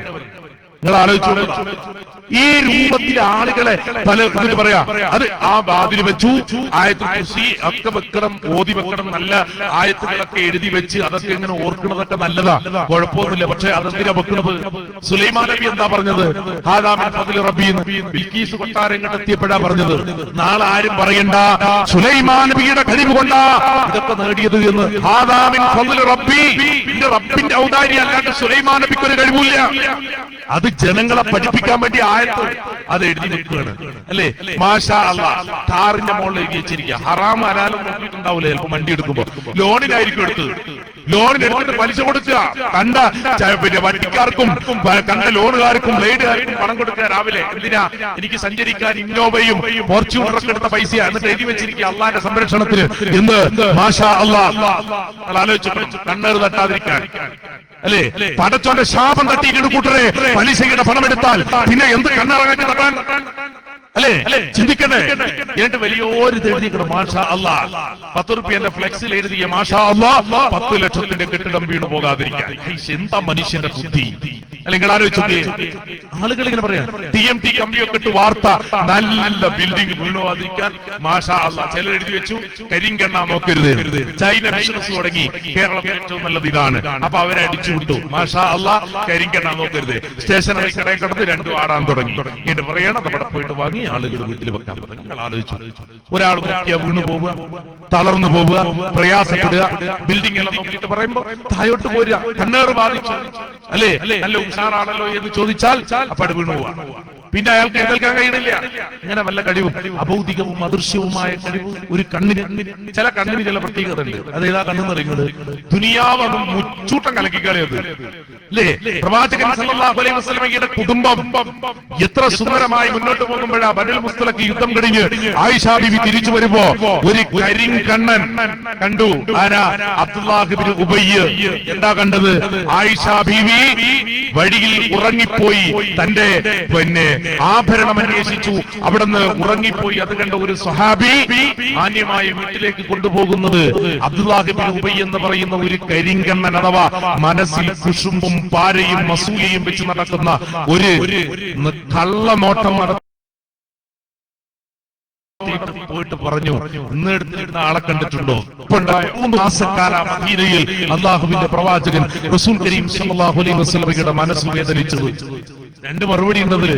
ഒന്ന്, എല്ലാ ദൈവ റസൂലുള്ളാഹിക്ക് അറിയാവുന്ന ഇവരിപ്പോ പാടി നടക്കുന്നത് അല്ലെ, സ്വന്തം ഭാര്യയുടെ ഒരു പ്രശ്നം തിരിച്ചറിയുവാൻ അള്ളാഹുവിന്റെ വഹീന് വേണ്ടി 3 മാസം കാത്തിരിക്കേണ്ടി വന്ന പ്രവാചകൻ സല്ലല്ലാഹു അലൈഹി വസല്ലം അല്ലെ. ആ കണ്ണ് വലിയ കുഴപ്പമാണ്. ആ കണ്ണാണ് അൽ ഐനു ഹഖുൻ. ചില കണ്ണ് സത്യാണ്. ആ കണ്ണ് ഐനുൽ ലമ്മ, ആക്ഷേപകന്റെ കണ്ണാണ്. എന്താ പറയാ? അൽ ഐനുൽ ഹഖുൻ, കണ്ണേറി യാഥാർത്ഥ്യമാണ്. അൽ ഐന് എന്ന് വരുമ്പോൾ മാത്രം എറിയുന്ന കണ്ണ്. അൽ യദ് എന്ന് പറഞ്ഞാൽ എറിയുന്ന കൈ എന്നാരും പറയാറില്ല. അൽ ലിസാൻ എന്ന് പറഞ്ഞാൽ എറിയുന്ന നാവ് എന്നാരും പറയാറില്ല. അൽ ഐന് എന്ന് പറയുമ്പോൾ മാത്രം ആളുകൾ പറയാൻ തുടങ്ങി കണ്ണേറ്. അതേതേറാണ് അല്ലേ? ആ ഏറ് കൊള്ളാനൊരു പണിയുമില്ല. ഞാനിവിടെ നിൽക്കുക, അവിടെയൊക്കെ നോക്കിയിട്ട് പറയോ എന്തൊരു ഉഷാറാണ്, പുത്രനെ തായോട്ട് പോവുക, സുഖമായി കഴിഞ്ഞു. ചികിത്സ എന്താണ്? പുതിയ ആളുകൾ പറഞ്ഞു കൊടുത്തു, ഒതുവെടുത്ത വെള്ളം കൊണ്ട് കുളിക്കണം. സുബ്ഹാനല്ലാഹ്, നിങ്ങൾ ആലോചിച്ച് നോക്കണേ. കണ്ണെറിഞ്ഞ നമുക്ക്, കണ്ണേറ് കൊണ്ടത് നമുക്ക്, കണ്ണെറിഞ്ഞോ ഒതുവെടുത്ത വെള്ളം നോക്കിയിട്ട് പിന്നെ നടക്കേണ്ടത് നമ്മൾ. അങ്ങനെയുണ്ട് അല്ലേ? അങ്ങനെ ഒരു അസുഖം ബാധിച്ചിട്ടുള്ള ആൾക്കാരെന്താ പറയാ, ഓനെ ഒതുവെടുത്ത വെള്ളം കൊണ്ട് എന്റെ സുഖം മാറണമെന്ന് ആൾക്കാർ പറയില്ലേ? ആ ജാതി ദ്രോഹല്ലേ അയാൾ ചിന്തിച്ചിരുന്നു അല്ലെ. പിന്നെ വേറെ ചിലര് നേരത്തെ പറഞ്ഞതുപോലെ കുന്തിരിക്കം ധരിക്കുക, അതേപോലെ തന്നെ വേറെ ചില ഇതൊക്കെ നടത്തിയിട്ട് ആ ഒഴിപ്പിക്കുക, കണ്ണേറ് മാറി. അപ്പൊ ഇതൊക്കെ എന്ത്? നിങ്ങൾ ആലോചിച്ചു, കണ്ണിന് ശക്തിയോ? അല്ലെ? ലോകത്ത് എന്ത് സുഖാന്നറിയോ? അങ്ങനെയൊക്കെയാണെങ്കിൽ പല സുഖമുണ്ട്, ഞാൻ വിശദീകരിക്കില്ല. അപ്പോ പരീക്ഷണമാണ് ജീവിതം എന്നിടത്ത് മനുഷ്യൻ തെറ്റിപ്പോവുക. അല്ല പറയാ, നിങ്ങൾ അങ്ങോട്ടും ഇങ്ങോട്ടൊന്നും ഒഴിഞ്ഞു പോണ്ട, പ്രാർത്ഥിക്കണോ, നിങ്ങൾക്ക് എന്തെങ്കിലും പ്രയാസമുണ്ടോ അള്ളാഹുവിനോട് പറയാ, തവക്കുൽ ചെയ്യുക, എന്നിട്ട് ഇറങ്ങിയായിട്ട് പുറപ്പെടുക. അല്ലെ? മൂന്നാളുകൾ സ്വർഗത്തിൽ പോകുമെന്ന് റസൂൽ പറഞ്ഞു. ആരൊക്കെയാ? അവർ കളവ് നടത്താത്തവരാണ്, അവർ പക്ഷിനോട്ടം നടത്താത്തവരാണ്, ശകുനം നോക്കാത്തവരാണ്, അവർ തവക്കുൽ ചെയ്യുന്ന ആളുകളാണ്. റസൂലുള്ളാഹി സ്വല്ലല്ലാഹു അലൈഹി വസല്ലം പഠിപ്പിച്ചാണ്. ആ ഭാഗത്ത് നമ്മൾ എത്തിച്ചേരണം. അല്ലെ? ഇതുപോലെ ഒരുപാട് അന്ധവിശ്വാസങ്ങൾ, ഇതൊക്കെ കൂട്ടിക്കൊഴിച്ച് ആളുകളെ പറഞ്ഞു പേടിപ്പിക്കുക. എന്നിട്ട് പറഞ്ഞു പേടിപ്പിച്ചിട്ട് 4 ഉച്ചത്തില് ദിക്റും ദുആയും ഒക്കെ ആയി ആളുകളെ പേടിപ്പിച്ചിട്ട് പോവുകയാണ്. റിപ്പോർട്ടർ ചാനലുകാര് ഇങ്ങനെ ഒരു ഹൈദർ തങ്ങൾ എടുത്തു പോയിട്ട് പറഞ്ഞു, തങ്ങളെടുത്ത് പോയിട്ട് ചോദിച്ചു, നിങ്ങളുടെ ചികിത്സാ രീതികൾ എന്താ? മൂപ്പര് മുമ്പ് ഓട്ടോറിക്ഷ ഓടിച്ച ഡ്രൈവറായിരുന്നു, ഇപ്പൊ നല്ല തങ്ങളാണ്. അപ്പൊ ആ തങ്ങള് ചികിത്സയൊക്കെ നടത്തുമ്പോഴെന്താ അതില് അശോക ചെടി നിറഞ്ഞൊരു സാധനമുണ്ട്, അതൊന്നും ഇപ്പൊ കാണാനില്ല, അതൊക്കെ കൂട്ടി അതിന്റെ പൂവൊക്കെ ഇടും, അതേപോലെ തന്നെ തേങ്ങ ഉടക്കി അതിനൊക്കെ ഒരാളുണ്ട്. അപ്പൊ ആളുകൾ ചോദിച്ചു, പല ആളുകളും ചോദിച്ചു, എന്തേ സംഭവം? അല്ലെ, ഈ പോയ ആളുകൾ ചോദിച്ചതിനെന്താ? ഇതിന് അദൃശ്യമായ ഒരു ശക്തിയുണ്ട്, അതാണെന്ന് പറഞ്ഞു. അപ്പോ കല്യാണം കഴിക്കാത്ത ഒരു ചാനലിലെ റിപ്പോർട്ടർ ഉണ്ടായിരുന്നു. അയാൾ പറഞ്ഞു, ഞാനും ഭാര്യയും തമ്മിലുള്ള പ്രശ്നം ഒന്ന് നോക്കിയിട്ട് പറയാവോ? മൂപ്പര് കണക്കൂക്കിയിട്ട് പറഞ്ഞു, നിങ്ങളും ഭാര്യയും യോജിക്കുവാൻ ഒരു സാധ്യതയില്ല. അയാൾ കല്യാണം തന്നെ കഴിച്ചിട്ടില്ല. മുന്നിലിരിക്കുന്ന മനുഷ്യന്റെ കാര്യം പോലെ തട്ടിപ്പാണ്, ആളുകളെ പറഞ്ഞു പറ്റിക്കുക. ഇതൊക്കെ ഇതിലൊന്നും യാതൊരു യാഥാർത്ഥ്യവുമില്ല. ഒരൊറ്റ യാഥാർത്ഥ്യമുള്ളൂ, ആളുകൾ ഇതിൽ വഞ്ചിതരാകുമെന്നുള്ളത്. അത് തവക്കുൽ ചെയ്ത് പടച്ചവനെ മാത്രം ഭയപ്പെട്ടാൽ ഇതിലൊന്നും ഉണ്ടാവില്ല. അല്ലെ? ഇതിനൊക്കെ ചികിത്സ എങ്ങനെ നടത്തും? ആളുകൾ ചികിത്സ നടത്താൻ വേണ്ടിയിട്ട് പല രൂപത്തിലും ആളുകൾ ഇങ്ങനെ ഒഴുകിക്കൊണ്ടിരിക്കുക. അപ്പൊ പ്രിയപ്പെട്ടവരെ, ഞാൻ എന്റെ സമയം അവസാനിച്ചു, ഞാൻ അവസാനിപ്പിക്കുന്നു. അപ്പൊ നമ്മൾ ഈ രൂപത്തിൽ അള്ളാഹുവിൽ തവക്കുൽ ചെയ്തുകൊണ്ട് അള്ളാഹുവിന്റെ പടച്ചവനിൽ വരമേൽപ്പിച്ചുകൊണ്ട് പോയാൽ വളരെ എളുപ്പത്തിൽ കാര്യങ്ങൾ കൃത്യമായി ബോധ്യപ്പെടും. ഇല്ലെങ്കിലോ പലതിനും നമ്മൾ പെട്ടുപോകും. ഖുർആനിന്റെ ആയത്തുകളെ വിൽക്കുന്ന ആളുകളുണ്ട്, അതേപോലെ പലതുമായി ബന്ധപ്പെട്ടുകൊണ്ട് ജീവിക്കുന്ന പല ആളുകളും നമ്മുടെ സമൂഹത്തിലുണ്ട്. ആ രൂപത്തിലുള്ള ആളുകളെ തിരിച്ചറിയുവാനും നന്മയുടെ വഴിയിലേക്ക് തിരിച്ചു വരാനും ഖുർആനിന്റെയും സുന്നത്തിന്റെയും അടിസ്ഥാനത്തിൽ കൃത്യമായ ബോധ്യം മനുഷ്യ മനസ്സുകളിൽ ഉണ്ടാക്കിയെടുക്കുവാനുമാണ് കേരള നദ്വത്തുൽ മുജാഹിദീൻ ഇതുപോലെയുള്ള ക്യാമ്പയിനുകളുമായി മുന്നോട്ട് പോകുന്നത്. നേരത്തെ ഇവിടെ സൂചിപ്പിച്ചതുപോലെ എല്ലാവിധ തിന്മകളിൽ നിന്നും മനുഷ്യനെ മോചിപ്പിച്ച് പരലോകത്തിന്റെ വിജയത്തിന് വേണ്ടിയാണ് ഇത്തരം ക്യാമ്പയിൻ നടത്തുന്നത്. ഇതുമായി പഠിക്കണം, കൂടുതൽ മനസ്സിലാക്കണം, പരിശുദ്ധ ഖുർആൻ വായിക്കണം എന്ന് മാത്രം ഈ ഒരു സന്ദർഭത്തിൽ ഉണർത്തിക്കൊണ്ട് എന്റെ ശബ്ദം ശ്രവിച്ച മാന്യ ശ്രോതാക്കൾക്ക് എല്ലാവിധത്തിലുള്ള നന്ദിയും എല്ലാവിധ സ്നേഹാദരവുകളും ഈ മനോഹരമായ രാത്രിയിൽ നിങ്ങൾക്ക് സമ്മാനിച്ചുകൊണ്ട് ഞാൻ എന്റെ വാക്കുകൾ അവസാനിപ്പിക്കുന്നു. അല്ലാഹു നമ്മെ അനുഗ്രഹിക്കുമാറാവട്ടെ. വാഖിറു ദഅവാനാ അൽഹംദുലില്ലാഹി റബ്ബിൽ ആലമീൻ. അസ്സലാമു അലൈക്കും വറഹ്മത്തുള്ളാഹി വബറകാതുഹു.